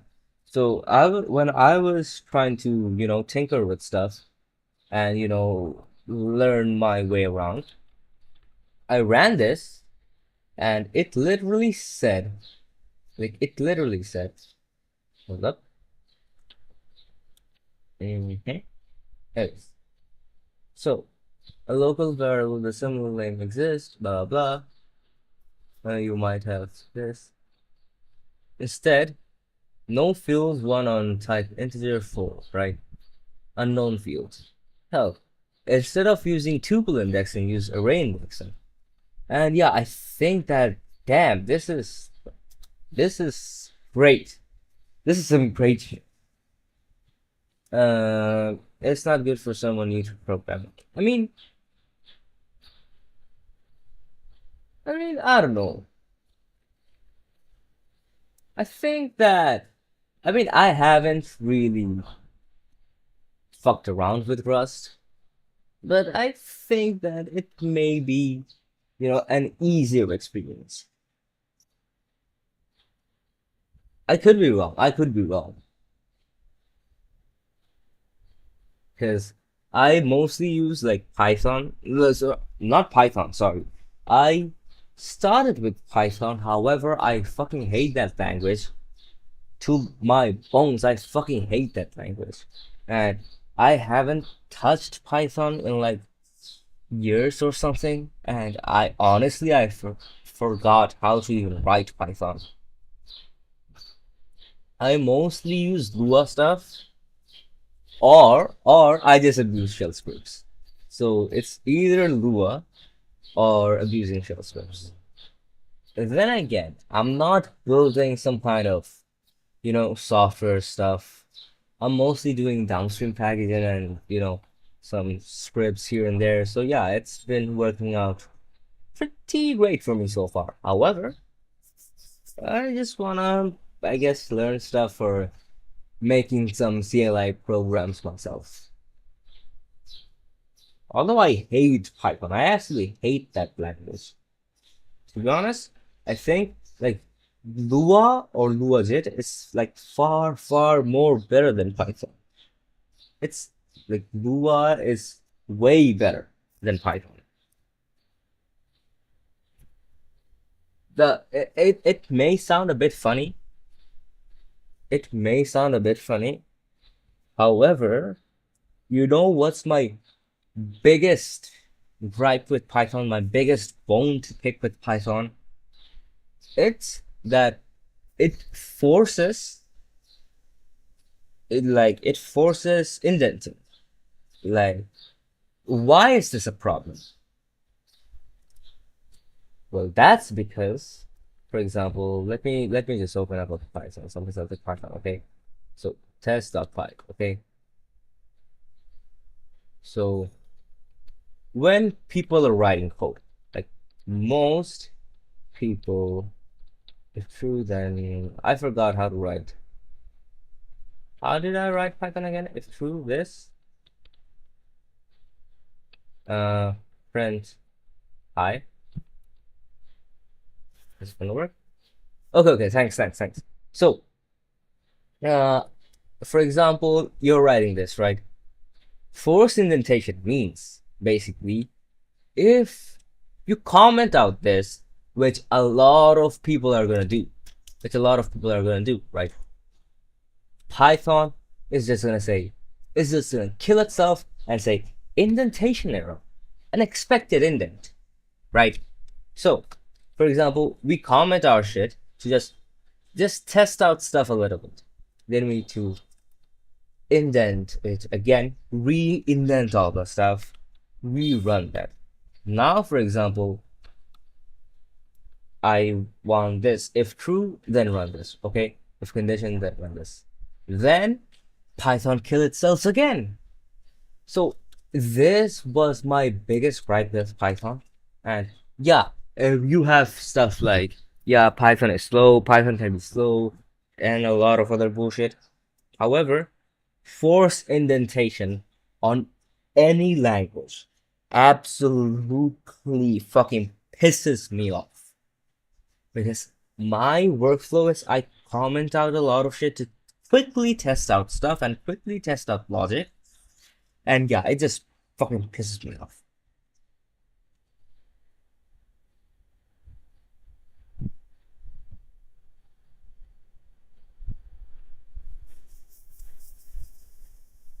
And people that say, yeah, you need to indent your code and this and that. First of all, fucking use formatters. For the love of God, use formatters. Like most open source projects that are like even in forget high forget big range open source projects. Even mid-range open source projects, even small scale open source projects, a lot of small scale open source projects use formatters and have the proper formatter files so you're up to date with their formatting terms. So yeah, like forcing indentation on a language is like dog shit behavior.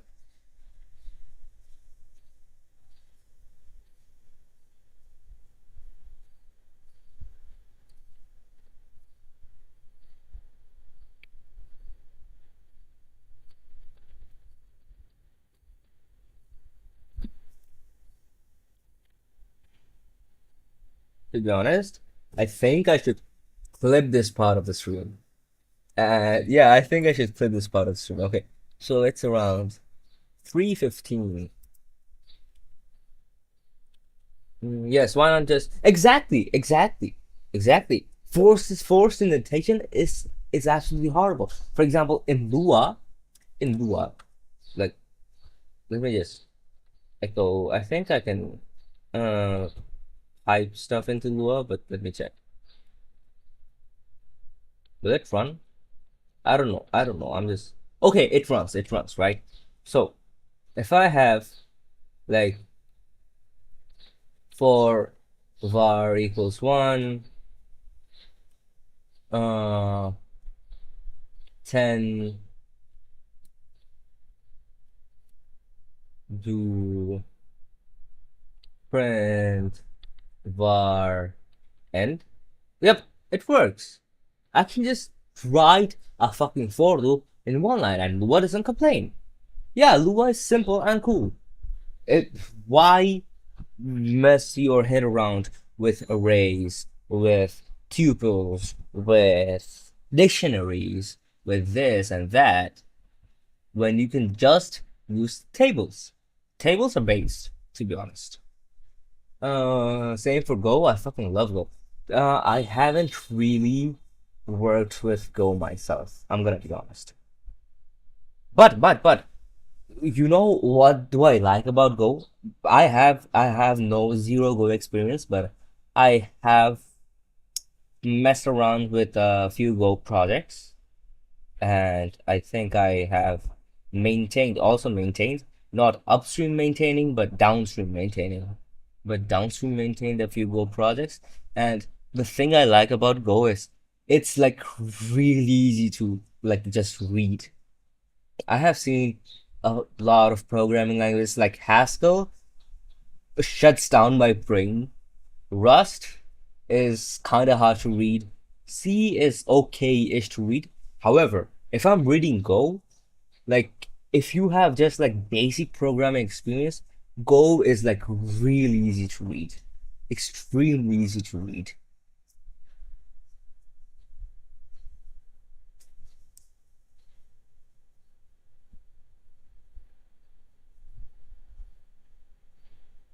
Like one might say that yeah, Lua, this can be hard for like someone that's just getting into programming.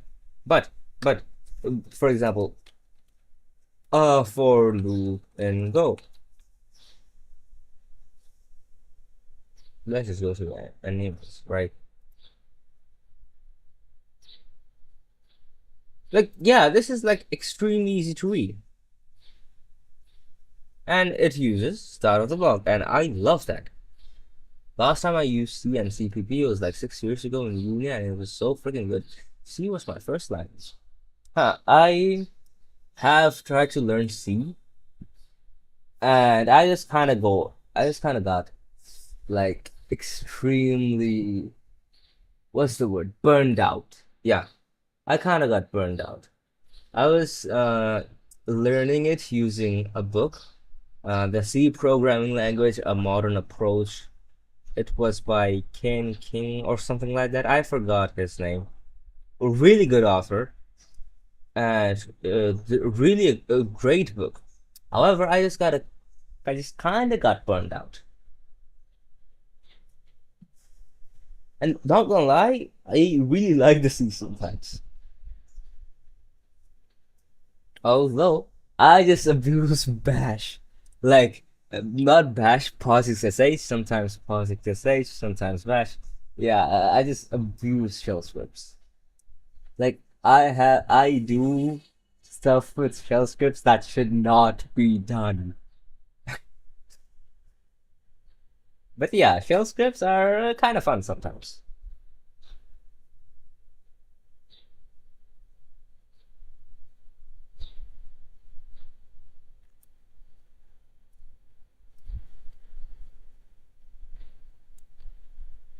I'm using Gentoo.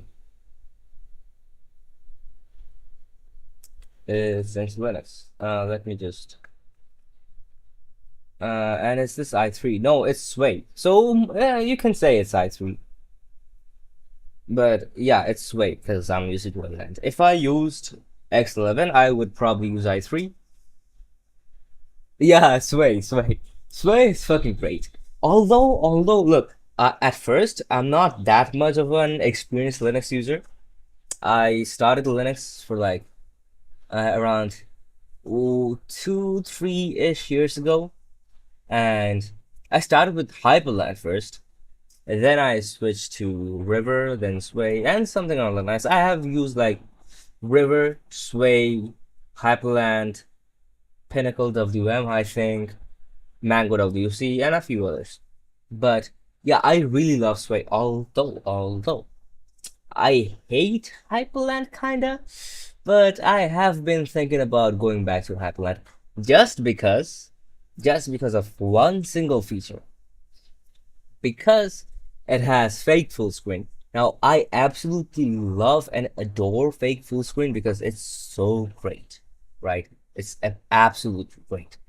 But on Sway, you really can't have fake full screen. Even on Sway FX, there is a pull request, I think, about it. But yeah, they're not implementing fake full screen, to my knowledge. I've been using Linux for too long, but didn't have time to configure. That's why I was using Fedora KDE. Yeah, I got into Linux for like, uh, I got into programming. Then I was using Windows back then. It was horrible. It was horrible. I was using Windows and I was using NeoVim in Windows, right? It was absolutely horrible. Like Windows Terminal is like it's good in Windows terms, but it's absolutely horrible and dog shit in normal terminal terms, right? So yeah, I was trying to use NeoVim. However, when I was trying to use RibGrep or FD or like any other stuff, any other uh softwares that NeoVim may use or any other software that I may want to use, it was like kind of horrible to use in Linux. For example, tmux. I wanted to use tmux, but you can't use tmux in Windows natively. You can use it if you're using the Linux stuff. What's it called? I forgot. Using kind of using WSL. So yeah, you can't use tmux if you're using WSL, but then again, I might just use Linux anyway, right? So yeah, I switched to Linux. I'm using NeoVim as well, but I'm kind of new at it. Oh,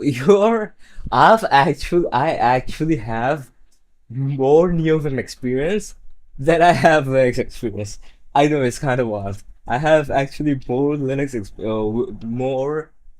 uh NeoVim experience than I have Linux experience. Like NeoVim is great, although I am kind of regretting it because of the new AI commits in Vim and EOVim. And I may or may not have, searched up Emux once or twice. Yeah, but I'm just gonna use Vim motions a lot in VS Code. Yeah, Vim motions are great.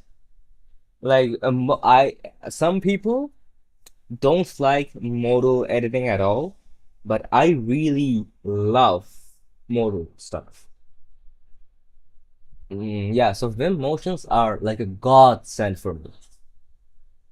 Because I was working as a mobile dev. Ah, nice. I had to use Android Studio and VS Code. I didn't know that. I never really got into like nitty gritty development stuff. Like I like downstream packaging most of the time, and yeah, I do like to write some stuff, but not into the nitty gritty stuff like Android mobile dev and stuff like that. Uh, so what language do you like use mostly? Because you've told me that you've used C, C++, you're learning Rust, you hate Python, so I'm guessing you know Python. I use a lot of languages. No, like, what do you use, like, mostly nowadays? The Go? I think you're gonna answer Go, because you have told me that you do like Go. So I'm assuming it's gonna be Go, although I'm not sure.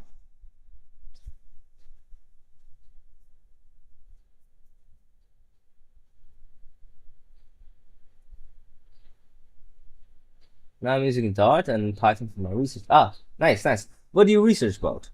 What do you? Ah, for your masters, right? Then I fucking hate it. Now, to be honest, I think I took if I don't know about uh normal education that much because I fucking dropped out of high school. I fucking dropped out of high school. So yeah, that is good. But Python, yeah, Python sucks ass. How I have heard about Dart, but I don't think I have seen any Dart code. I have worked with like updating Dart packets downstream, but Dart program. Let me see the syntax.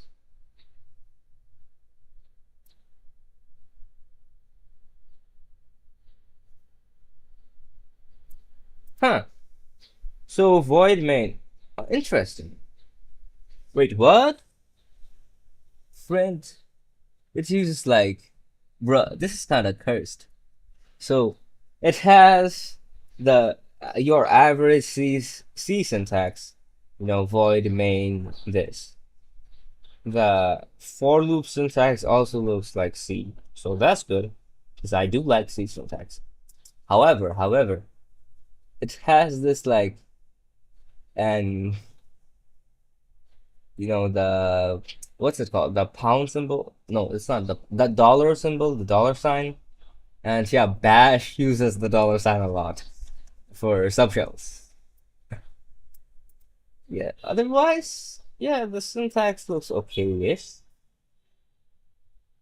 Yeah, the syntax looks kind of good, not though. Like it's kind of like C, I think. I'm making a CLI with it. Nice, nice, nice.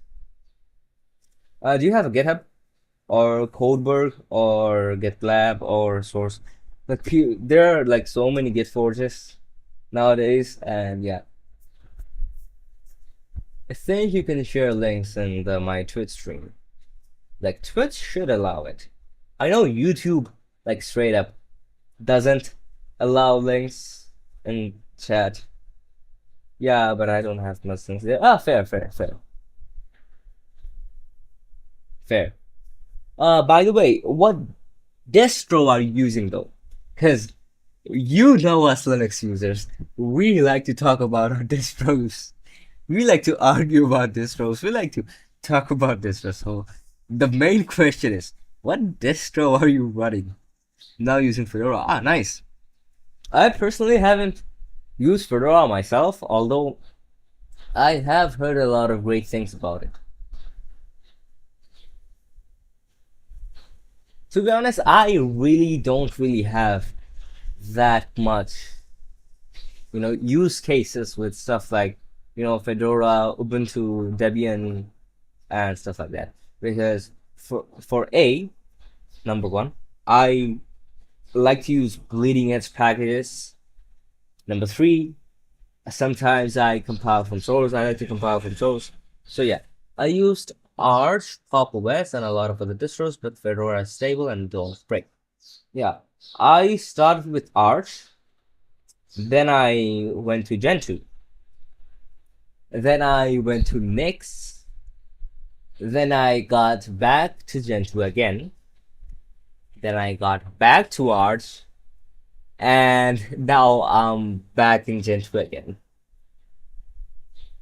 I think I'm just gonna stick with Gentoo because mostly because I got uh involved in Gentoo dev stuff. So yeah, I need to use Gentoo in my main machine to easily test out stuff. Even though I know you can use a VM, and I have used a VM in some cases. However, yeah, you just using Gentoo on your main machine to quickly test out dev stuff is like really really great. Albert to dev.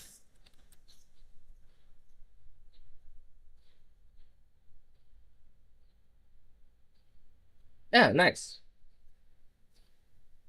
36 followers, holy shit.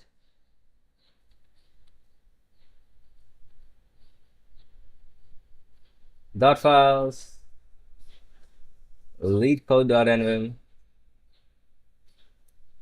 Wait, I think I have seen this. Yeah, I think I have seen this. Oh, it was the original. As structure, that the app IBM assignment, to app mobile, Flutter stuff.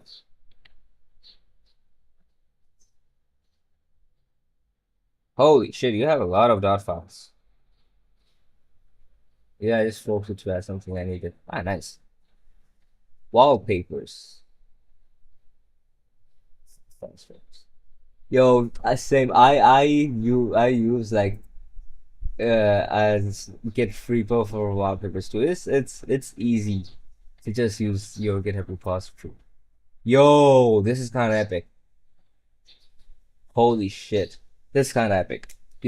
I think I will be stealing some wallpapers from you. So, holy shit, this is kind of epic. I'm just gonna go to this and see all the ones. Let me check it out. Hold on. If my key ones work. Bro, this is some good shit. Where did you get all this stuff, my guy? 'Cause holy shit, this looks cool.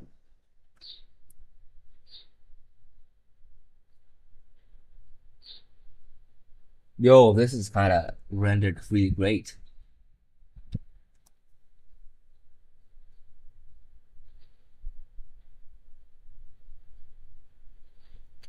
To be honest, I'm more into cyberpunk stuff. If you have seen my theme, so you will probably guess that I'm into cyberpunk stuff. So yeah, this is kind of great. This I won't probably use it because it will mess with my themes. However, I fucking love this because this is great.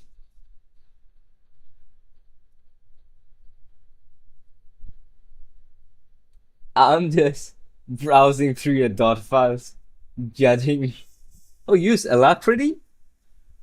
Yeah, I have used Alacrity, but I don't know. To be honest, I think it's Kitty. Yo, same.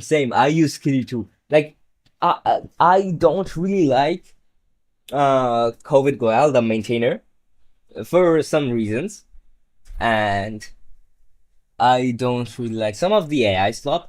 However, I do kind of use Kitty because two things. Because first of all, I have animated persistent Kitty, so I can do this, right? And it's like pretty damn fucking great, and looks cool as fuck too. And second of all, uh, it has like really great font rendering, and third of all, third of all, the best, the best image library for the terminal, I think, is the Kitten protocol because Sixel fucking sucks.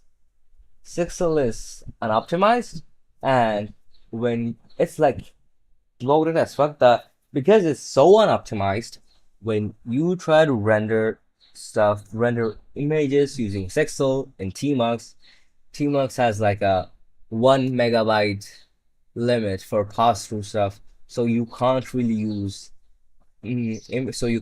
render images larger than a megabyte. So yeah, that's a fucking problem. So yeah, Kitty is great. Although, if I could patch ST or even foot, if I was to patch ST or foot or Western with the hidden protocol support, I would probably switch to them because foot is a great terminal.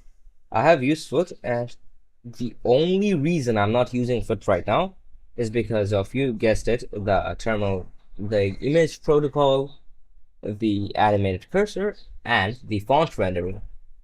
But otherwise, foot is a great terminal. It uses like 24-ish megabytes of RAM. Meanwhile, Kitty, on the other hand, uses like a shitload of fucking RAM. Yeah, it's using like 144 fucking megabytes for this terminal, and for this terminal it's using like 134 fucking megabytes. So I'm just, yeah, I don't have a lot of RAM. I have like 8 gigabytes of RAM, and RAM ain't fucking cheap.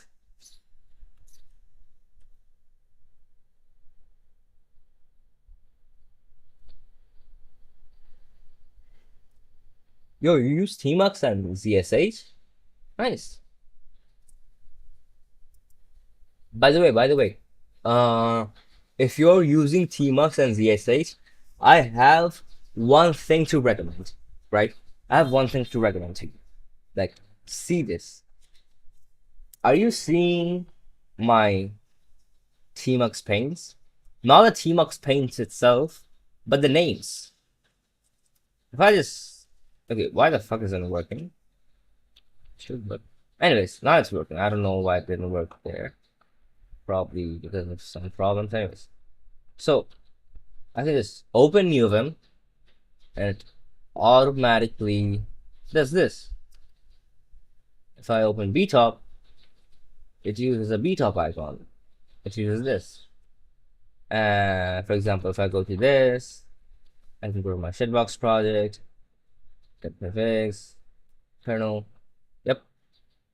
And also, if I do sleep free echo high, so it knows what the proper stuff is, right? So it changes the proper tab. I don't use tmux status bar. What? Bro, you're using tmux and not using tmux tabs. Like, seriously? I use tmux sessionizer. Yeah, sessionizer and tabs are different. You're creating sessions for like everything instead of using tabs. Like, I use sessions. However, I separate my sessions differently. For example, this is for I have a chat session, I have a work session. The chat session is for stuff like my email program, the IRC program, if I'm running Matrix, the terminal program, that's and that. Yeah. I have a toggle for it. You have a toggle for it. Nice, nice. To be honest, because I have like ADHD, I can't really live without tab bars. Because I'll just lose everything if I'm not using tab bars. For example, on Waybar, I have stuff like this. I don't know if you're seeing this properly, but yeah, it uses like a browser icon for the browser. It uses the terminal icon for the terminal. So yeah, I would literally die without proper, you know, tab bars, because I really like can't keep track of time. I can't keep track of my windows, like everything. So yeah, seeing just looking at the tab bar and knowing where everything is really extremely helpful for me. My waybar is so simple and I hide it as well. Yeah, I only hide it. I only hide my waybar when I'm streaming, right? Otherwise, I'm not really hiding my waybar. Why do I hide it when I'm streaming? Because, you know, I'm getting a bit of height. So yeah, when I'm streaming, I usually hide my waybar. But otherwise, I'm not really hiding it. I do stream too, by the way. Oh, nice, nice, nice. Do you stream on Twitch or do you stream on YouTube or both? What's the Twitch? What's the Twitch? Give me a Twitch. I'll give you a follow. Yeah, what's the Twitch?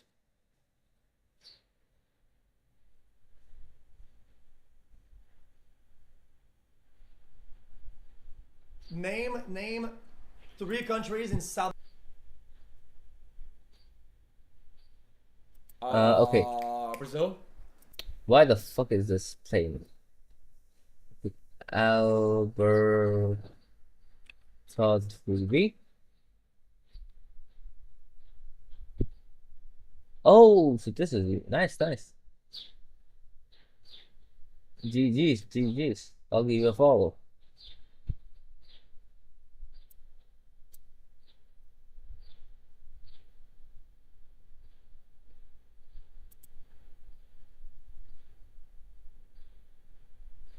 I suck at coding, bros.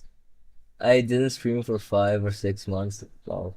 Yeah, to be honest, this is my first stream after like a few days or weeks. I don't know. It has been a while since I streamed. You know what? I can just check my YouTube, I think.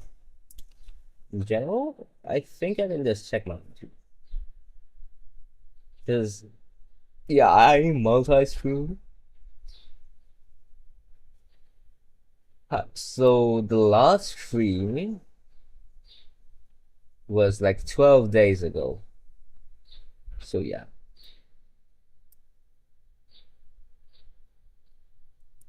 And this stream was just random. I wasn't really feeling like it.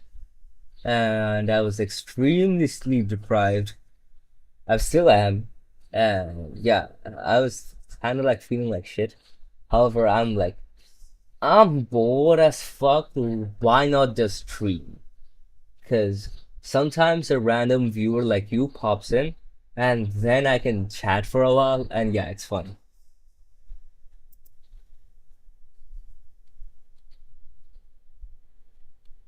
I started streaming 5 months ago, was working on my thesis. Huh, nice. Without chat or mic. Bro, what? And I got affiliate? How?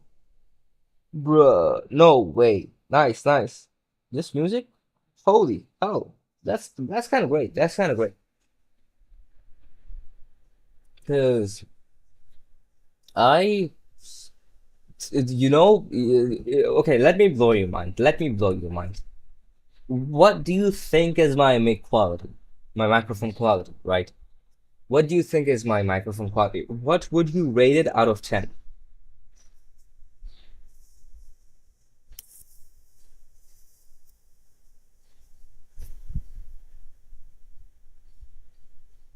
Six maybe. Okay, okay. So let me just blow your mind for 2 minutes. Volume control. And let me switch to this. The actual fucking mic. So this is the actual fucking mic. And what do you what would you give this mic in 10 out of? So yeah, I use active noise cancelling using deep filter net and a whole lot of other shenanigans using pipewire. Same for me, I use Linux as well. So yeah, I'm using deep filter with pipewire or using like its live LASPA plugin and stuff like that. Yeah, I worked kinda hard to get this current mic setup on the software side because I'm just using a normal headphone mic. I'm not using any fancy microphone. If you want to use it, it's like I didn't program it, by the way. I'm just using another person's. Deep. Even if you have a good mic, I think it's worthwhile to give it a try because it's like absolutely great. The noise suppression is absolutely great. Like I do kind of need noise suppression though, because even if I get a Boya mic, for example, the thing is I started streaming just to force myself to work. Bruh, kind of same. Because otherwise, if I'm not streaming, either I'm actually doing stuff or I'm just slacking off and watching YouTube like continuously. So yeah, I get what you mean. I get what you mean.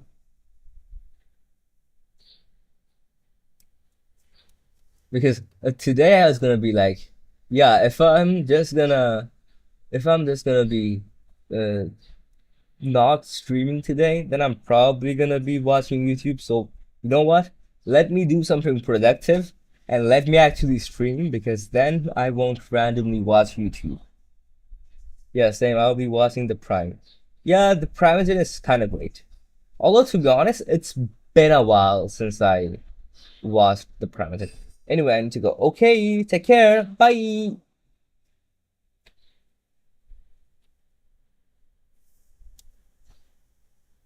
Let's work on this. Okay, best of luck. I fucking hate Takatan fighting. I wish you the best of luck and take care.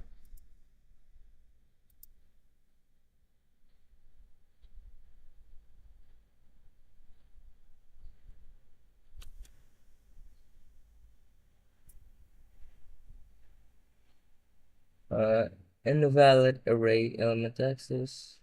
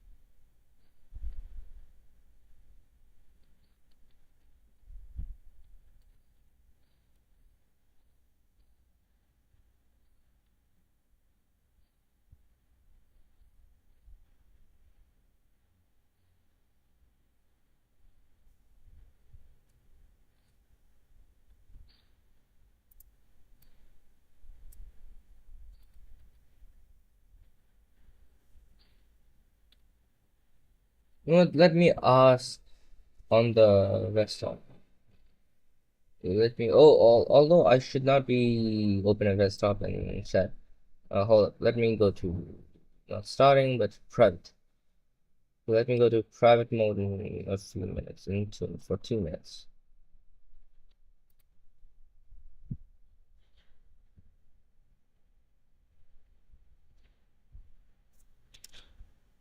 Am I still on private? I hope so. Okay, I'm still on private. Right. All right. So, Rust.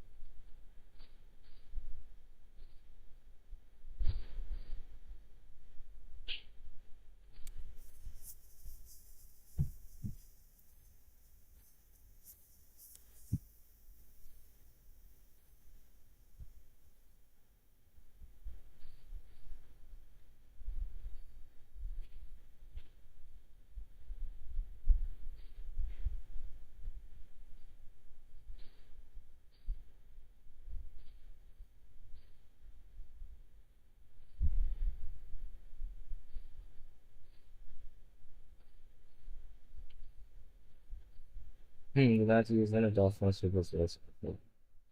Interesting.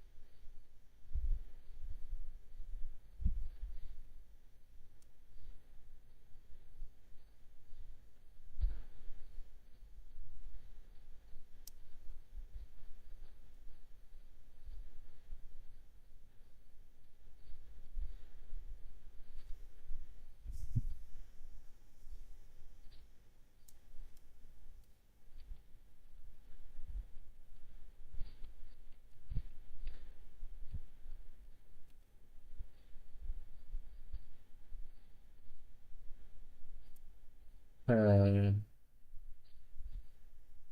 is it gonna tell me to use rustation.env?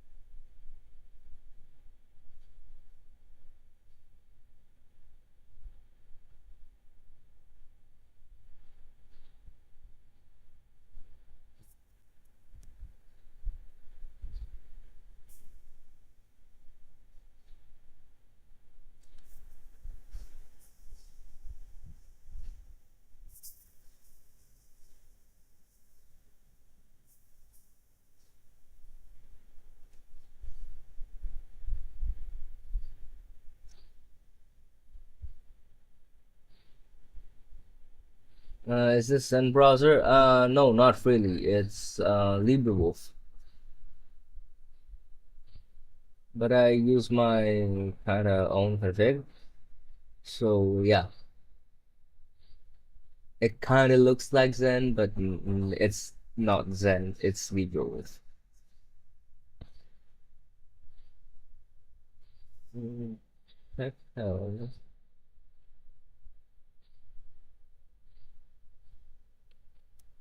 Interesting.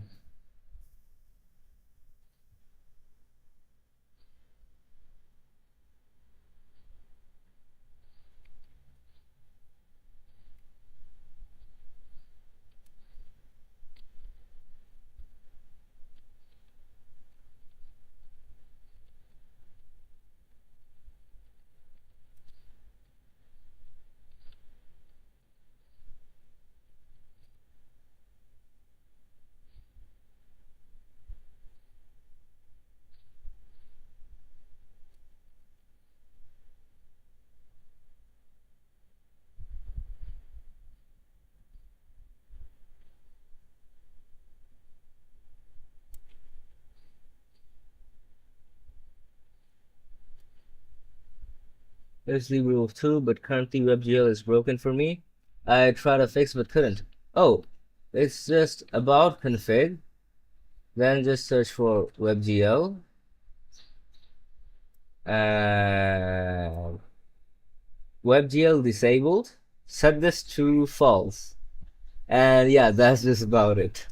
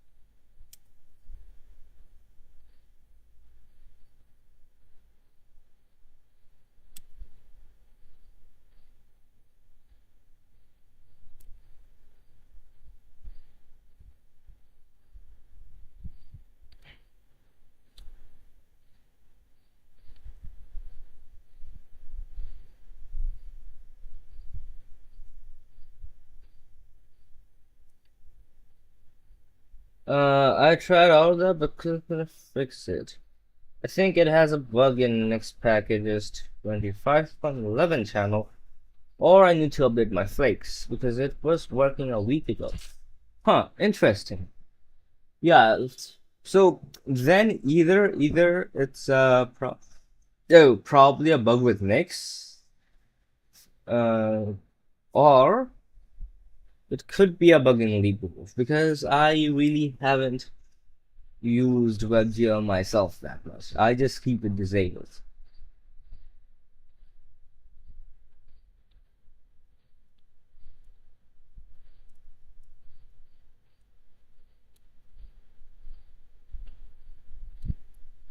Where the fuck did they have all features? Cargo.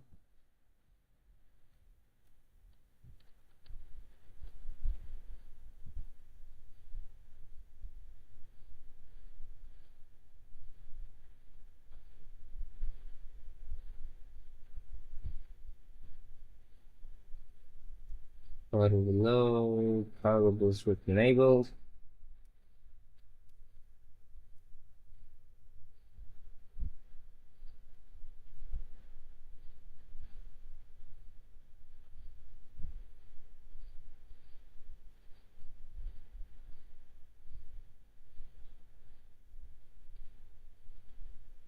Cargo features. Interesting. Uh, Cargo.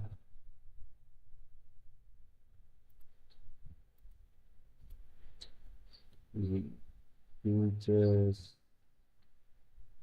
All. Let me test it down. See if levels.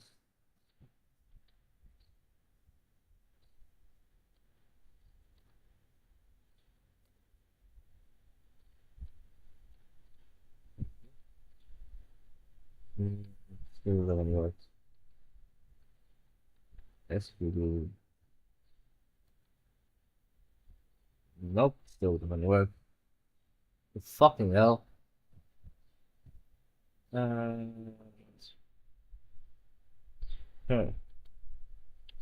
If that is the problem, then what is the problem? What happens if I use the server? What happens if I use?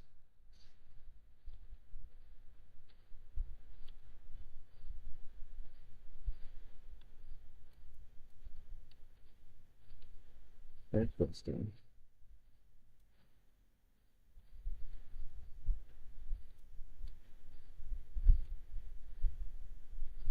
Like WebGL works in Google Chromium from Flatpak. I will try Libro from Flatpak to see if my native packages. I will try Libro from Flatpak to see if my native package is acting weird, or is that a issue with Libro? Yeah, you could either do that or Nick supports loading other binaries using Nick's LLD, right? You need to configure that, I think. So you could test out the normally rules binary without the flatpak, but yeah, you could also try to use the flatpak. I don't know.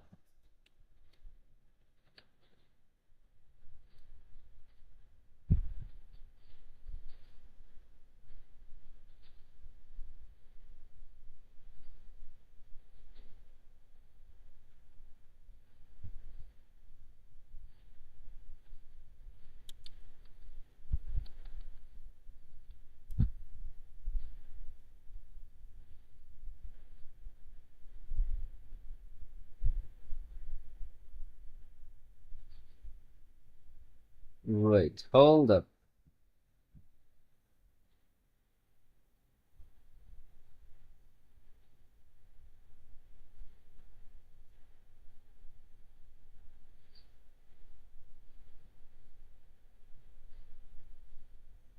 So I'm managing my binaries from.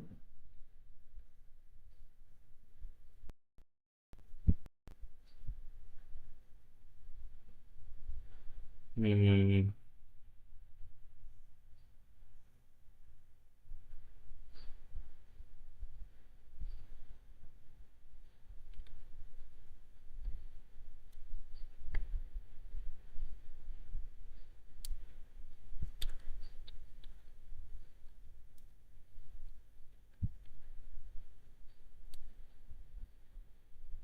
Horrible bin, user bin, rust analyzer, horrible bin, rust analyzer.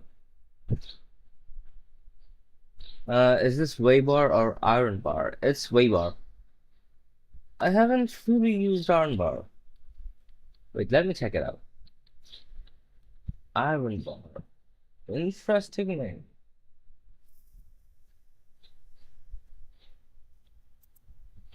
Oh, it's in G2P4 one. Wait, I think I've seen it. Hold up. The user reviews blocked, probably thought, fucking knew it. Anyways. Huh. Yeah, I think I've seen this. Yeah.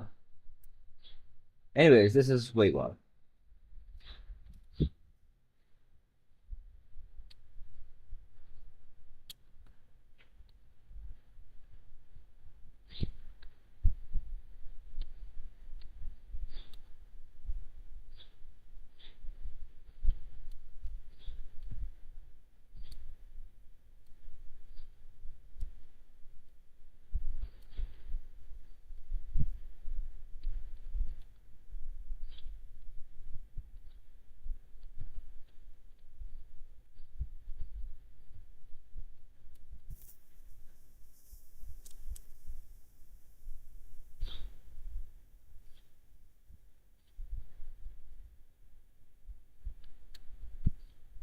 Rest up lead chain. List. I should have list. Why doesn't it list stuff like that? Rest up tool chain. Rest up tool chain.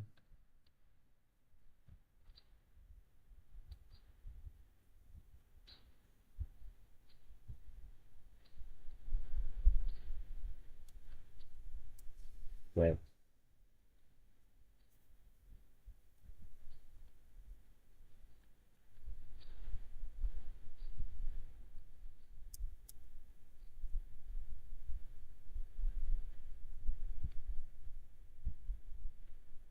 You from Australia? Not really.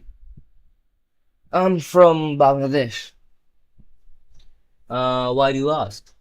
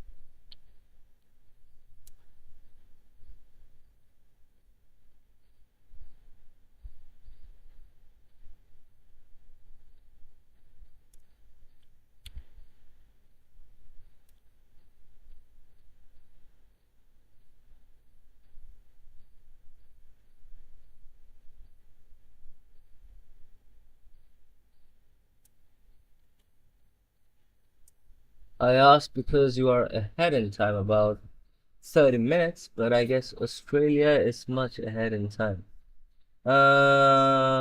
It's like 6:25 a.m. for me. So like, yeah. Where are you from? Are you from? If you're telling me that you're around 30 minutes before my time, so are you from India or not sure? 5:55 a.m. So you're probably before India. So you are in India. Nice, nice. Yeah, Australia would be a few more hours, I think, although I'm not sure. Let me check. Australia GMT.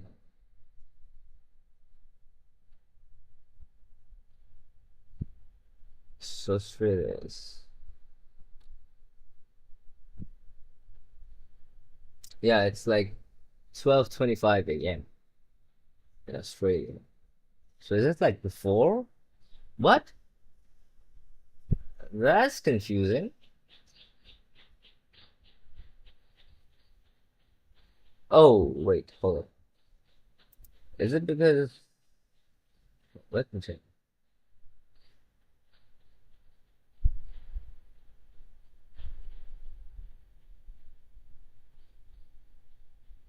Oh, so it's like yeah,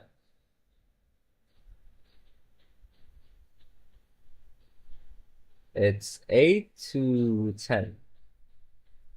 Instead.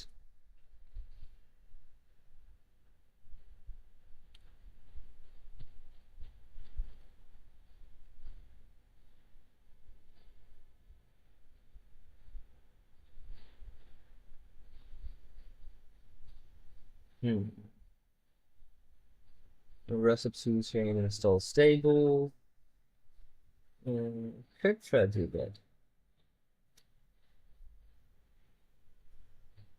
that. What compositor is that? It's wait.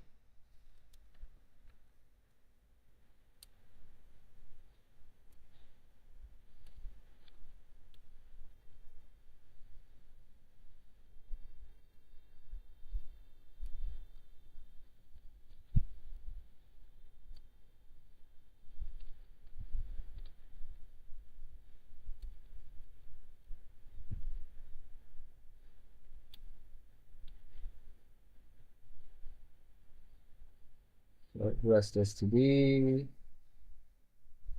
And happy. Component add oh. And what window manager? Hyperland? You see, the thing is, in Wayland, the compositor and the window manager mostly stays the same, right? So yeah, when you're asking for a compositor, I'm using Sway. When you're asking for a window manager, I'm still gonna be using Sway. If someone used Hyperland, their compositor would be Hyperland and their window manager would also be Hyperland.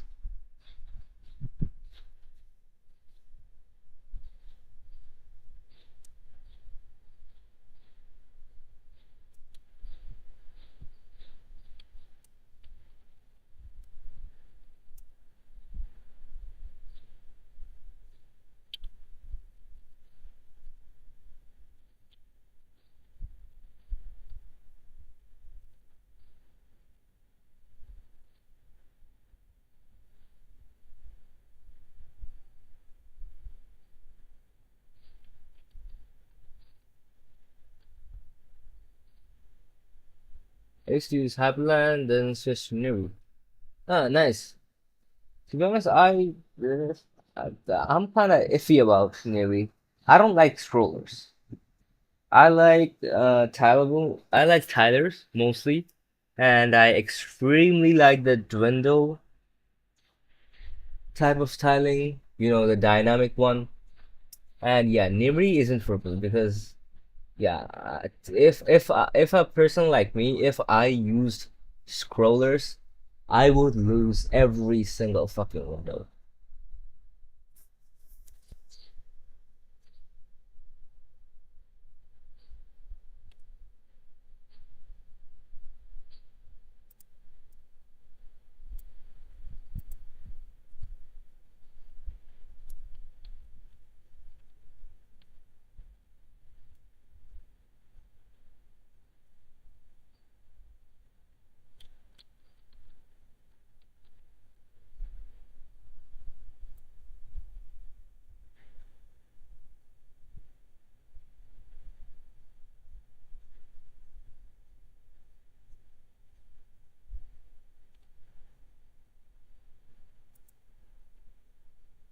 And Rust, what are we working on? So currently I'm trying to learn Rust. However, when I was learning Rust, I noticed that the LSP, which is Rust Analyzer, was not showing my auto completions. So now I'm checking what's the actual problem. And I've seen that I'm using Rustup, and the default toolchain was set to Gentoo stable toolchain. So I changed my toolchain to Rustup's stable, and now it kind of works. So I'm now confused. So yeah, I'm trying to tinker with this. So, yeah, Rust.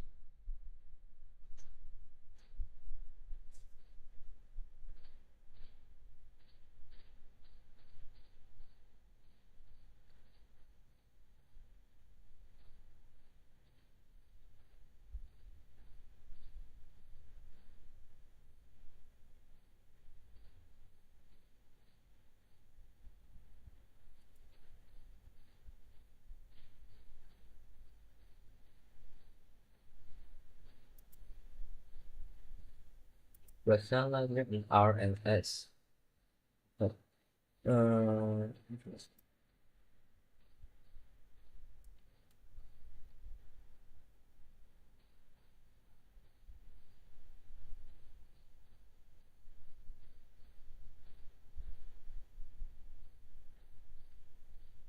Oh, in order to use the language server to auto suggest code from using.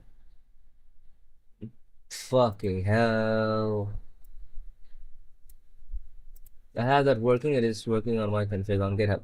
You see, the problem is, yeah, the toolchain was conflicting.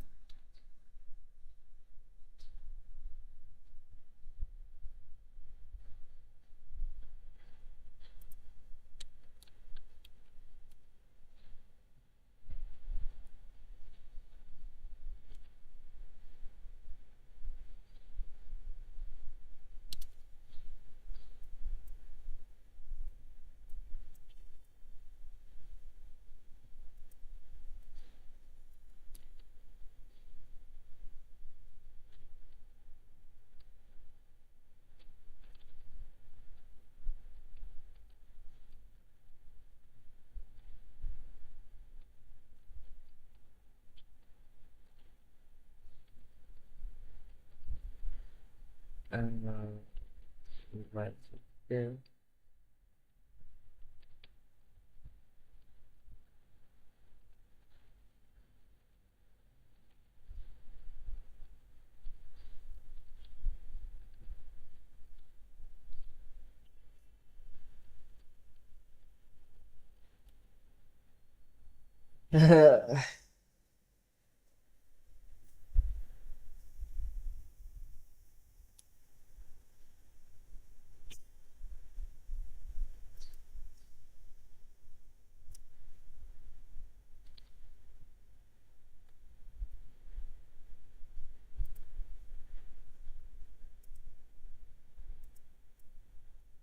Yes, holy shit, this was kind of stupid. Bruh, I can't believe I did that. Anyways, rest up to chain list. Rest up to rest up default Gentoo. Step toolchain help. Step toolchain uninstall stable.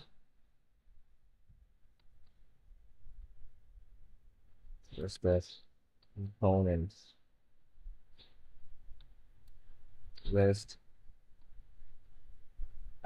Toolchain into the steps of components. Now let me see if it's working. Let's see. Yes. Okay, why am I doing this? Let's do ideal. And it should. Yep, this should not work for now.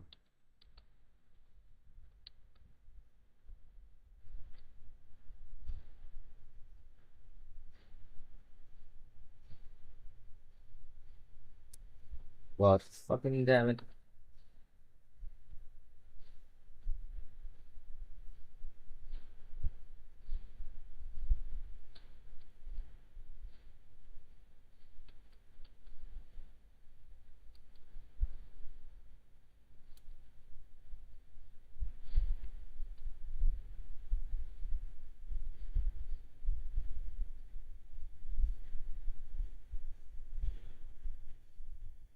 I wonder if I missed any chat.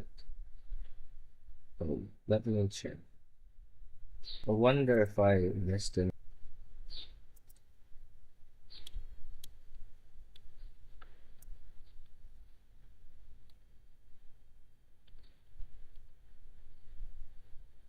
Okay, so chat is still working. Nice.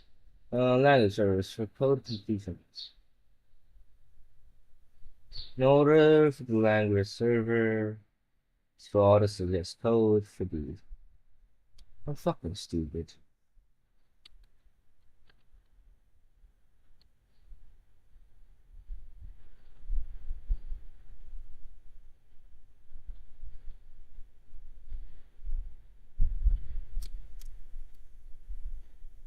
You know what?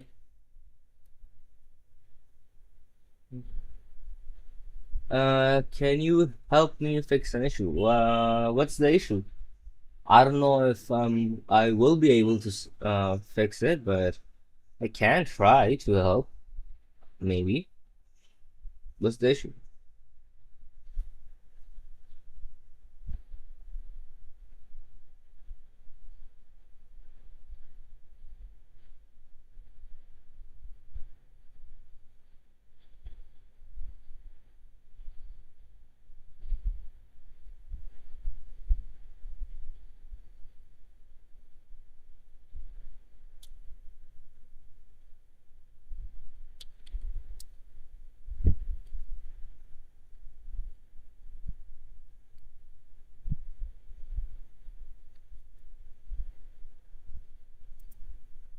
Hmm. When I load into a new session via grid D, it throws me a deprecation warning on boot. Calling import environment without list of variable names is deprecated. Interesting. I haven't used Neri though, as I've said before. So yeah, I won't know anything about Neri, but I have used Greedy. Maybe search at the wiki, I don't know.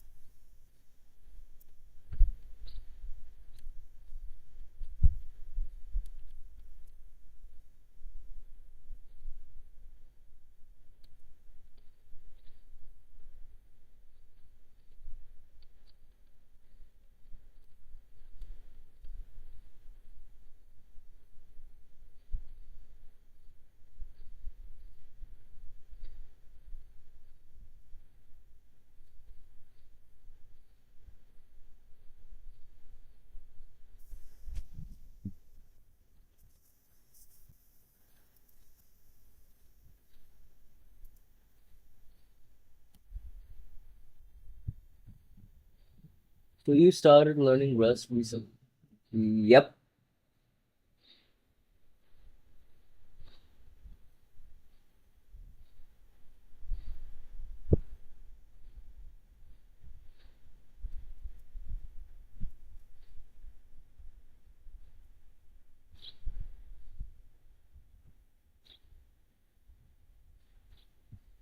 From Rust book? Yep.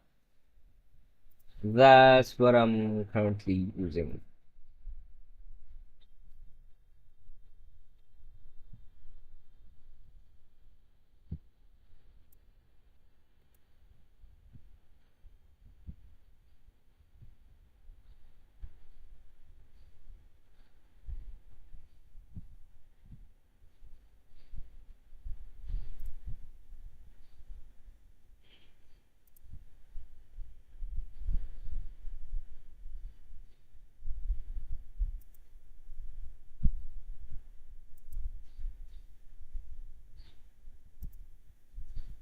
Let me check it out. So,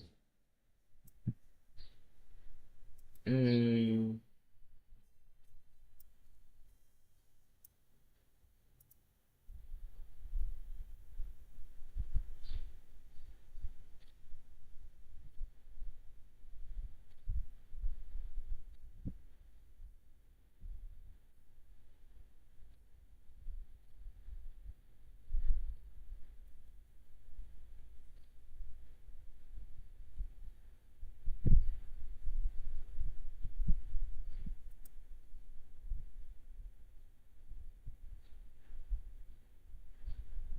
wait, what?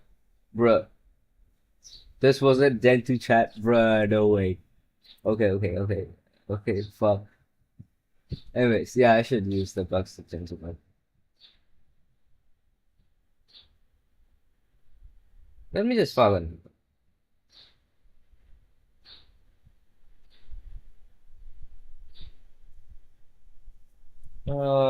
I want to learn Rust, but in my college I need to use Python.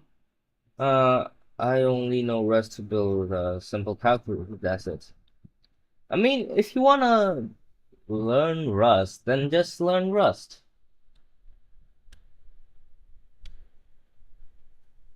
I mean, sure, in your college you need to use Python. However, you can still run Rust if you actually want to learn Rust in your free time, I guess.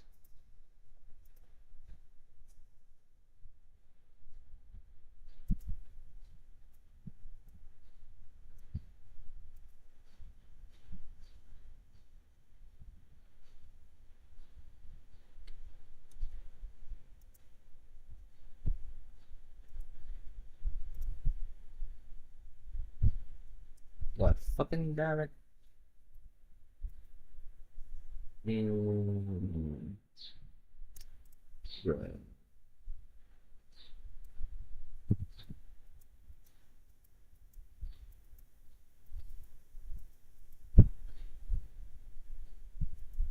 Where the fuck is the vertical tab option? Fucking hell. Mm, mm, mm. We open close tabs, select all tabs, duplicate tab. Oh, fucking hell. What if I just close one? Okay, let's close that, let's close that. Now let me turn on vertical tabs. Fine. It's this kind of cool.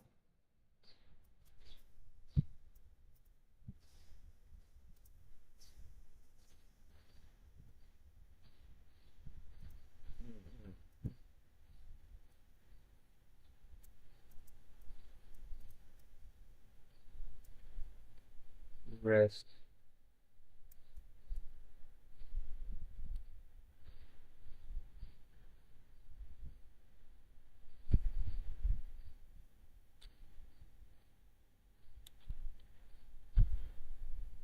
Yeah, it's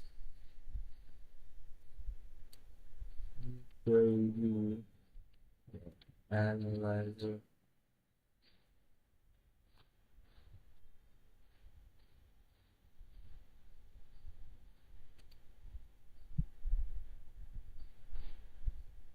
Okay. Oh, fucking hell. Rust bin.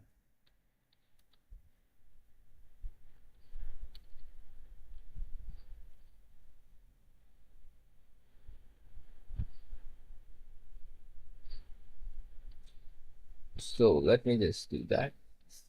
And then etc forage package.use package.use rust src. So are you an early riser or night owl? I'm a night owl because if you check, I think I've been streaming for like what? Let me check. Uh, hold up. I've been streaming for like for around 5 hours for now. So yeah, I'm a night owl. I'm not an early riser. Probably not. By the way, are you a Linux user? Or are you just here for fun?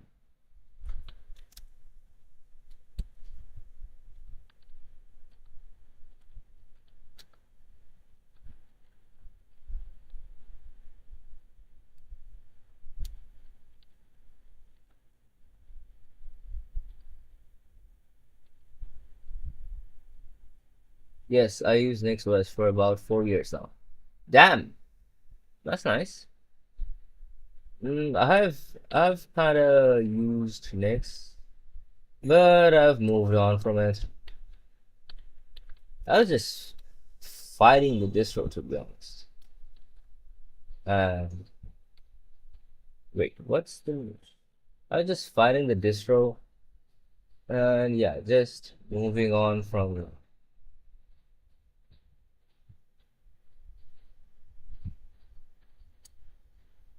Python 3.14 to become the default in 2026.6.1. Michael Gorney posted. The plan to switch the default Python target to Gentoo system to this. If you have not changed the value. Switch automatically, for a safer approach.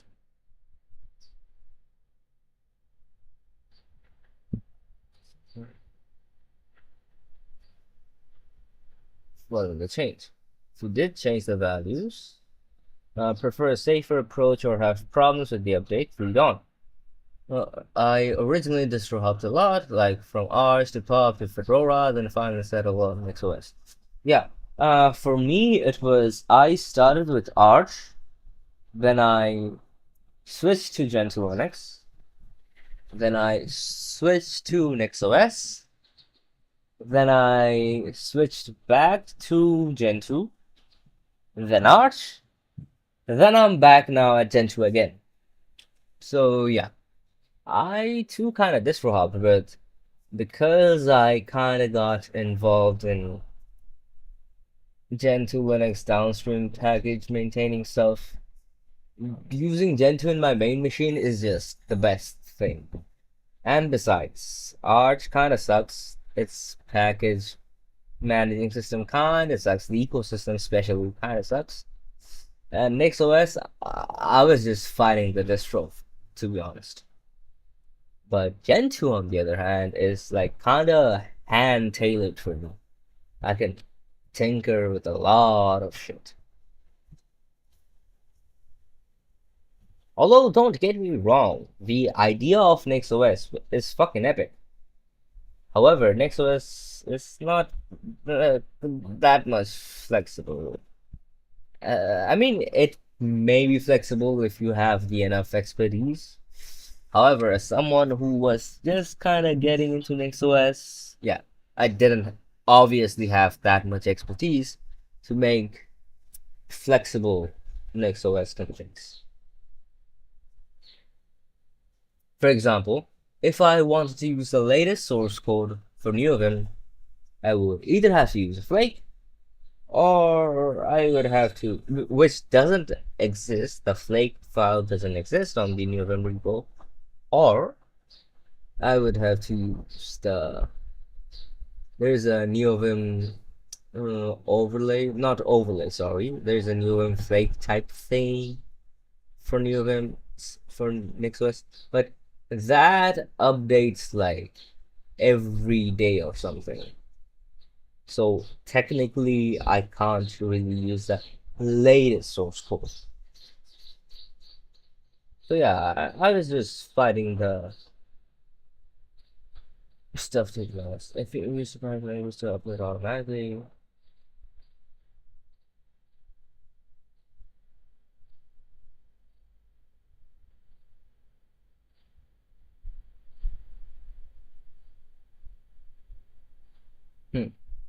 Let me check my partner targets.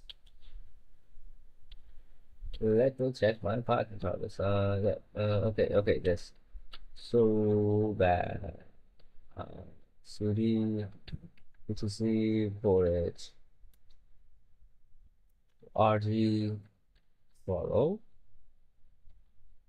item.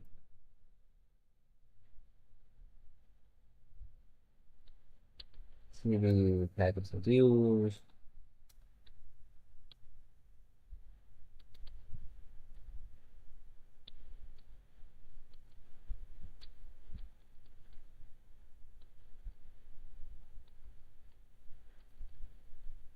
targets.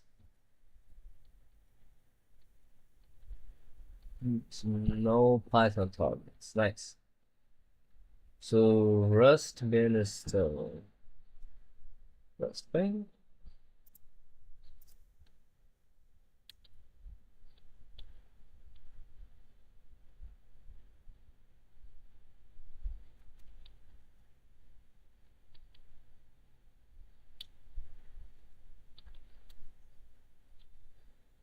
You can check my config if you want. Just search my username. Nice. Are you on GitHub or Podverb or? Let me check GitHub first. Actually, because most people actually use GitHub. NEXNC.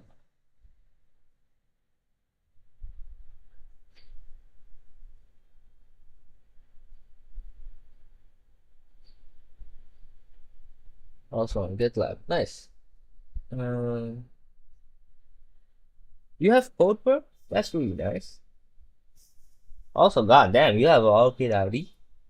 Holy shit. That's kind of neat.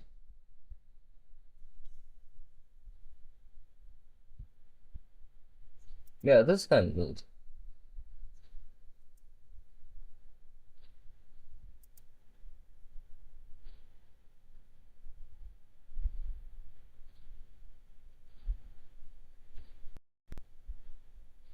Ah, you have a YouTube too. Nice.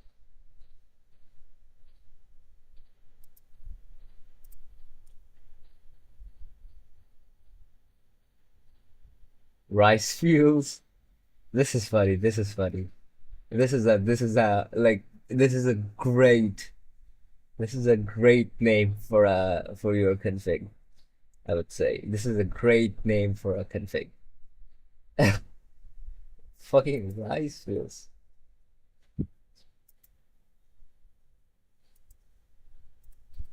Oh, I was writing a bug, so not use nothing this. Rust analyzer use Rust depends on Rust SRC.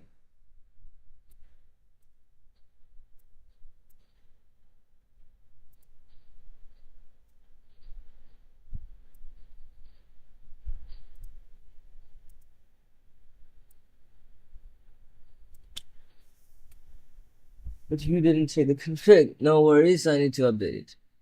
It's I don't really use Nix, so there is no point for checking the config, if I'm gonna be honest. But sure, you know what? I'll check out the config. GitHub.com and sure, I'll check out the config. Repositories, the rice fields.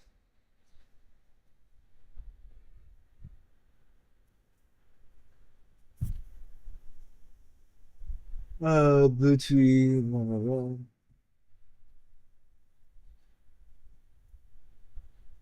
Nice.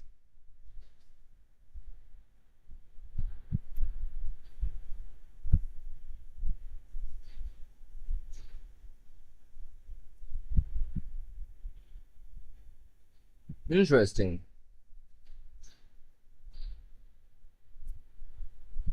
So you use this tag. I personally just keep this shit and security properties. But this is kind of great.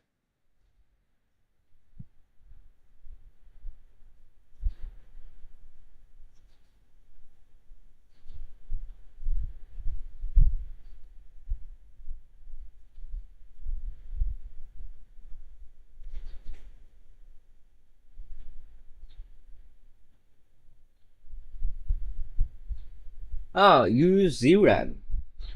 To be honest, I have been thinking if I should use ZRAM or not. Cause yeah, I have like only 8 gigabytes of memory, and when I swap, my fucking system freezes. When I swap too hard, because I'm using a hard drive as my Linux root. Holy fucking hell! If I fucking look at the hard drive sideways, it swaps too hard, and it fucking kills itself. I don't know what the fuck I'm doing here. Anyways, so that's still a thing. 32 gigabytes of RAM. Holy fuck! But 8 gigabytes is shared with my ICQ. Okay, fair. But holy fuck, 32 gigabytes of fucking hell. Nice. That's pretty neat.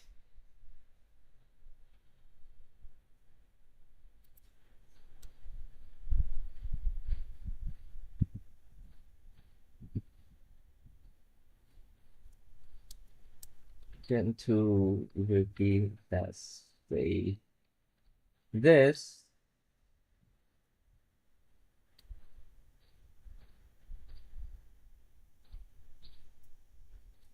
However, most people that are gonna be using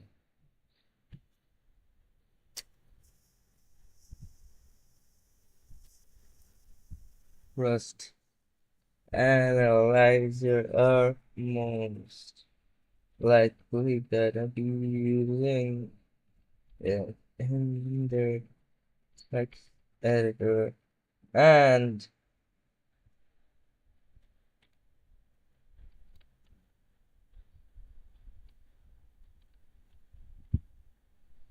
is this shit still installing? Holy hell. I want to buy a new SSD, but you know what are the prices right now because I'm on the same NixOS installation since last 3 years. Damn. You haven't switched your distro for the last 3 years? Holy shit, that's some commitment. That's some fucking commitment. And to be honest, I'm kind of glad that NixOS worked out for you. But I kind of tinker with stuff a lot, and yeah, NixOS would never work out for me.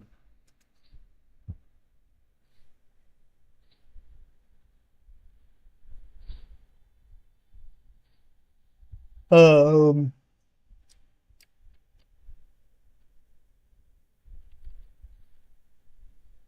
little con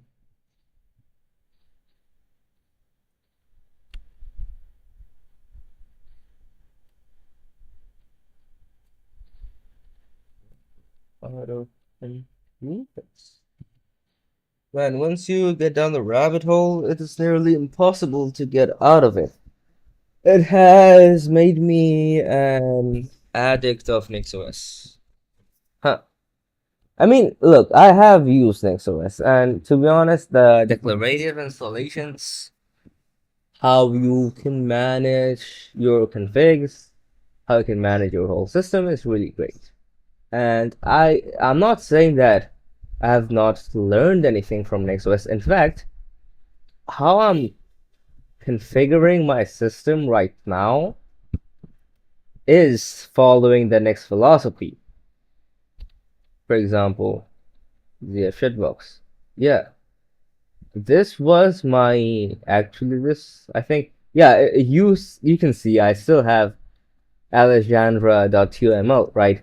So this was actually my NixOS config at first, but now instead of being Nix, it has like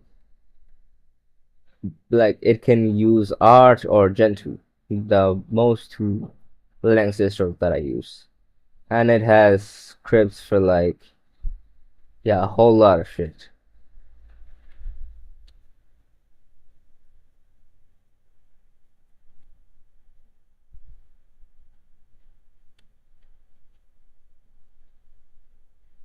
So yeah,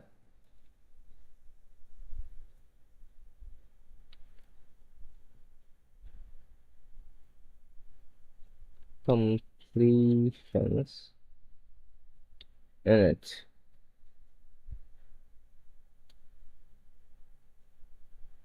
Using rust analyzer, most likely gonna be using it in the text editor. Want a proper auto completion set. However, if you don't have the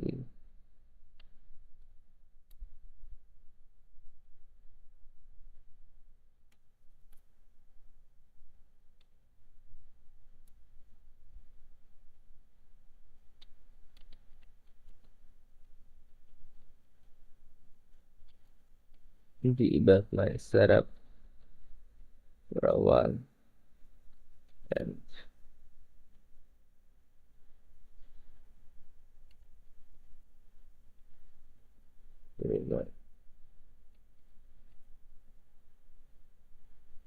forgot to check the wiki, although I do think it's worthwhile.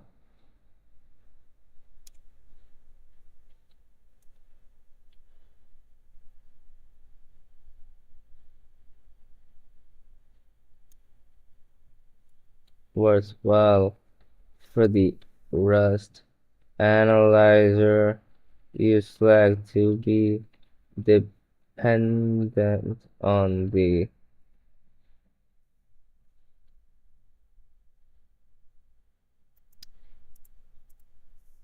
Rust src use flag.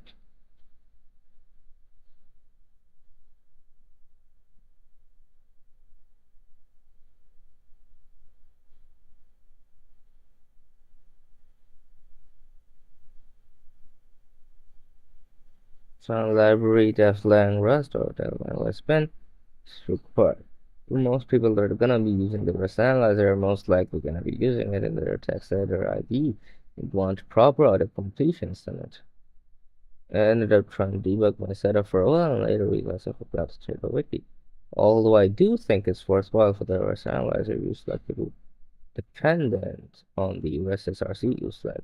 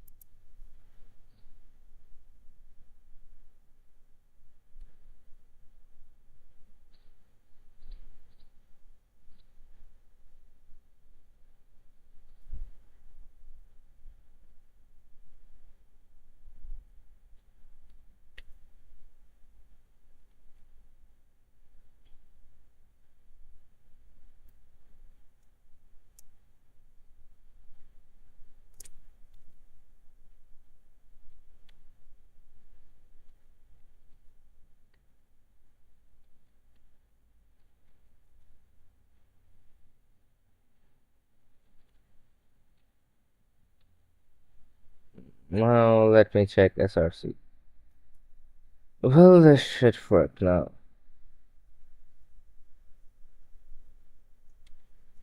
Yo. Well, guess what? It fucking works. Rude.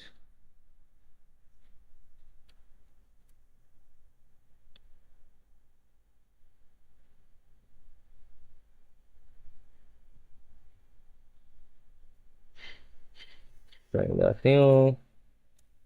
IO stdn dot read line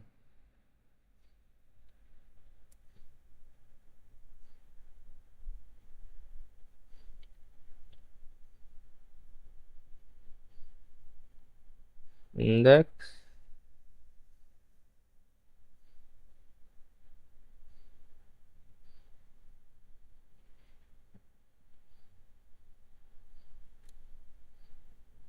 dot expect fail to read line.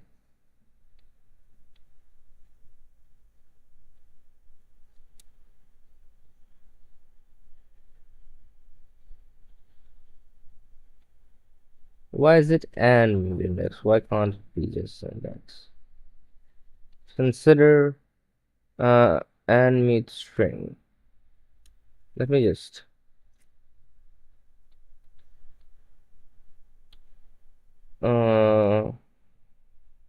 till how long would you stream? I don't know, maybe I'll stream for like 30 minutes more or like 1 hour. I honestly don't really know.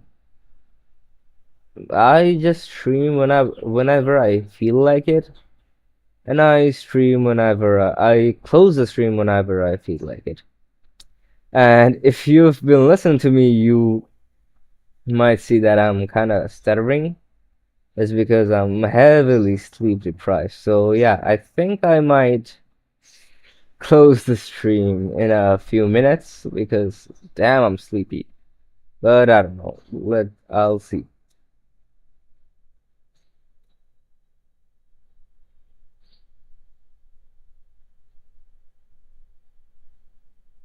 So compiling variables, error mismatch type, mismatch type. ISDN expected mute string found string. Let me see what methods to find here.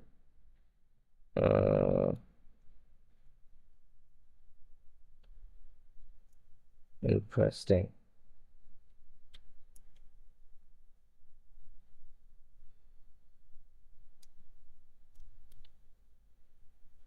Bad.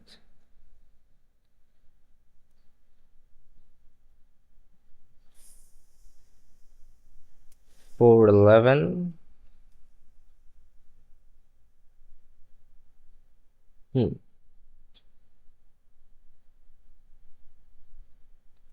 Damn, this is a lot of Rust code.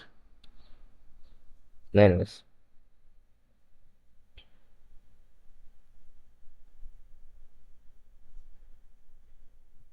PowerFN, read line, self, buff, type is and meet string. Okay.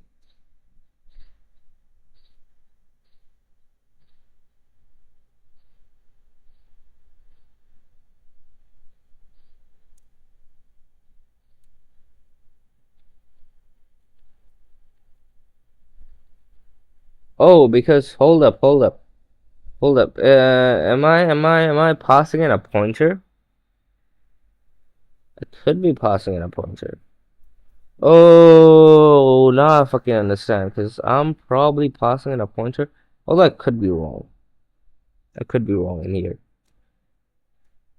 We'll see. Set fail to read line.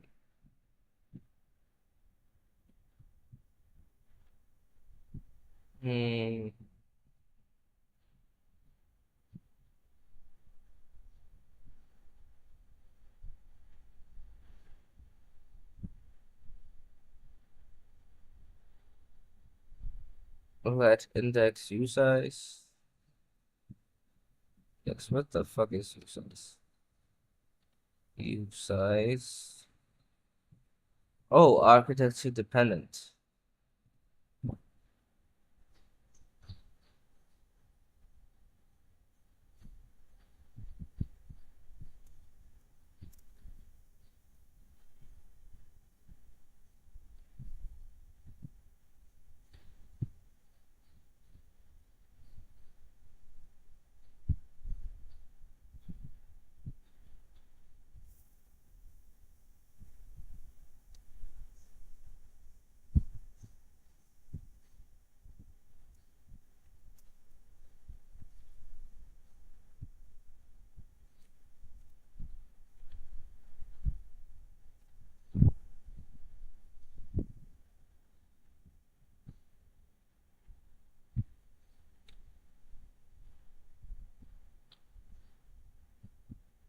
Index.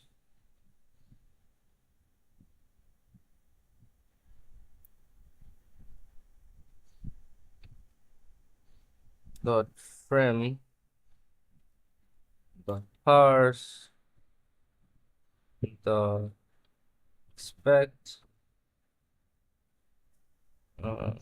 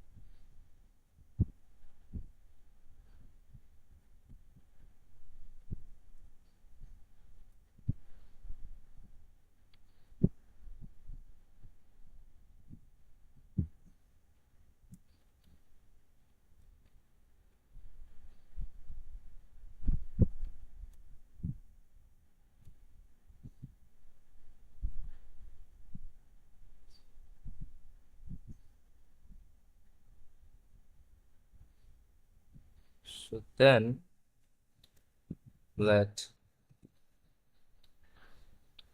element is equal to a index println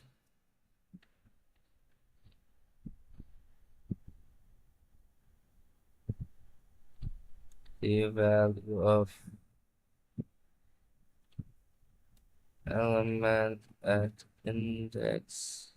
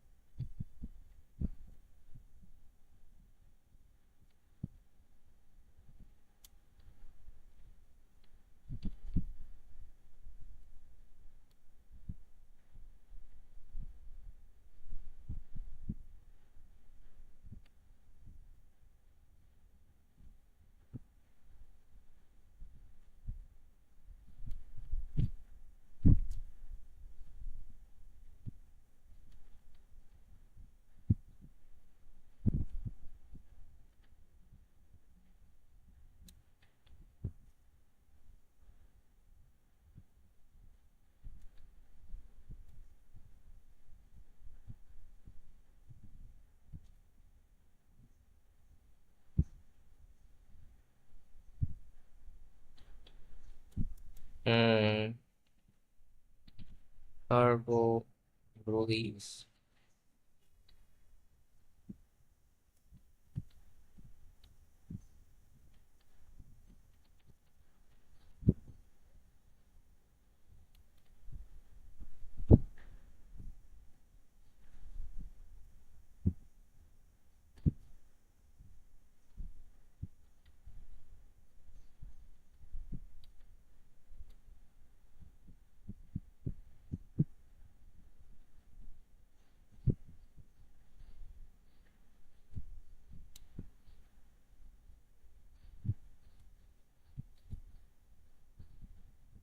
Hmm. Interesting.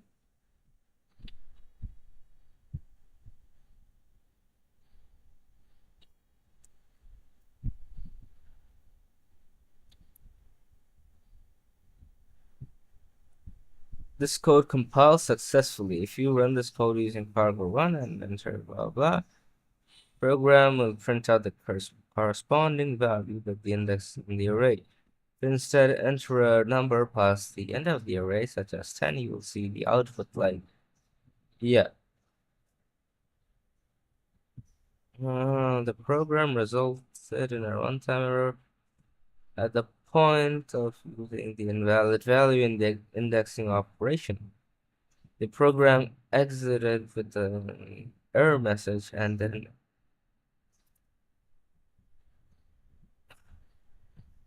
execute the final println statement. When you attempt to access an element using indexing, Rust will check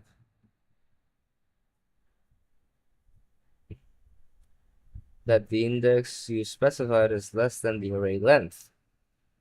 If the index is greater or equal,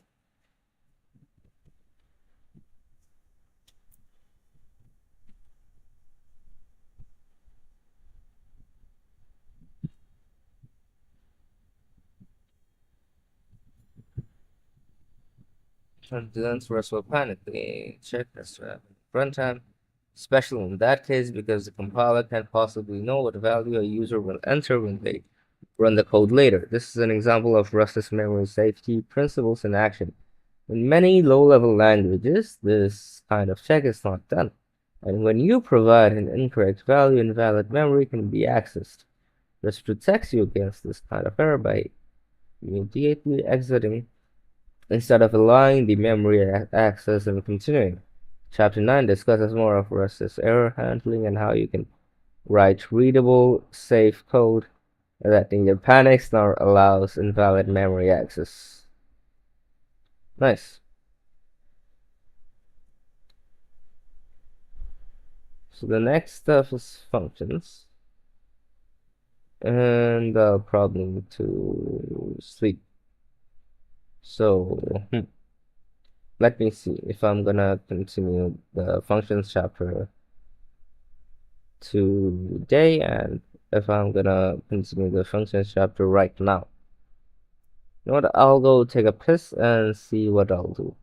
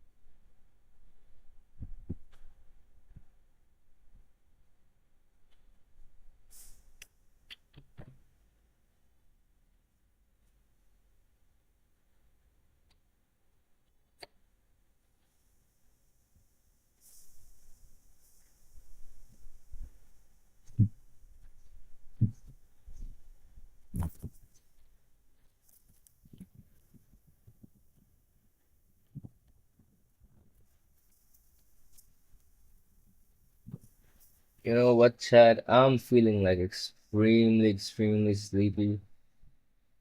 So I'm probably gonna quit stream. So, anyways, I don't know if people are watching. If they are, nice. But yeah, peace and take care, I guess. Bye.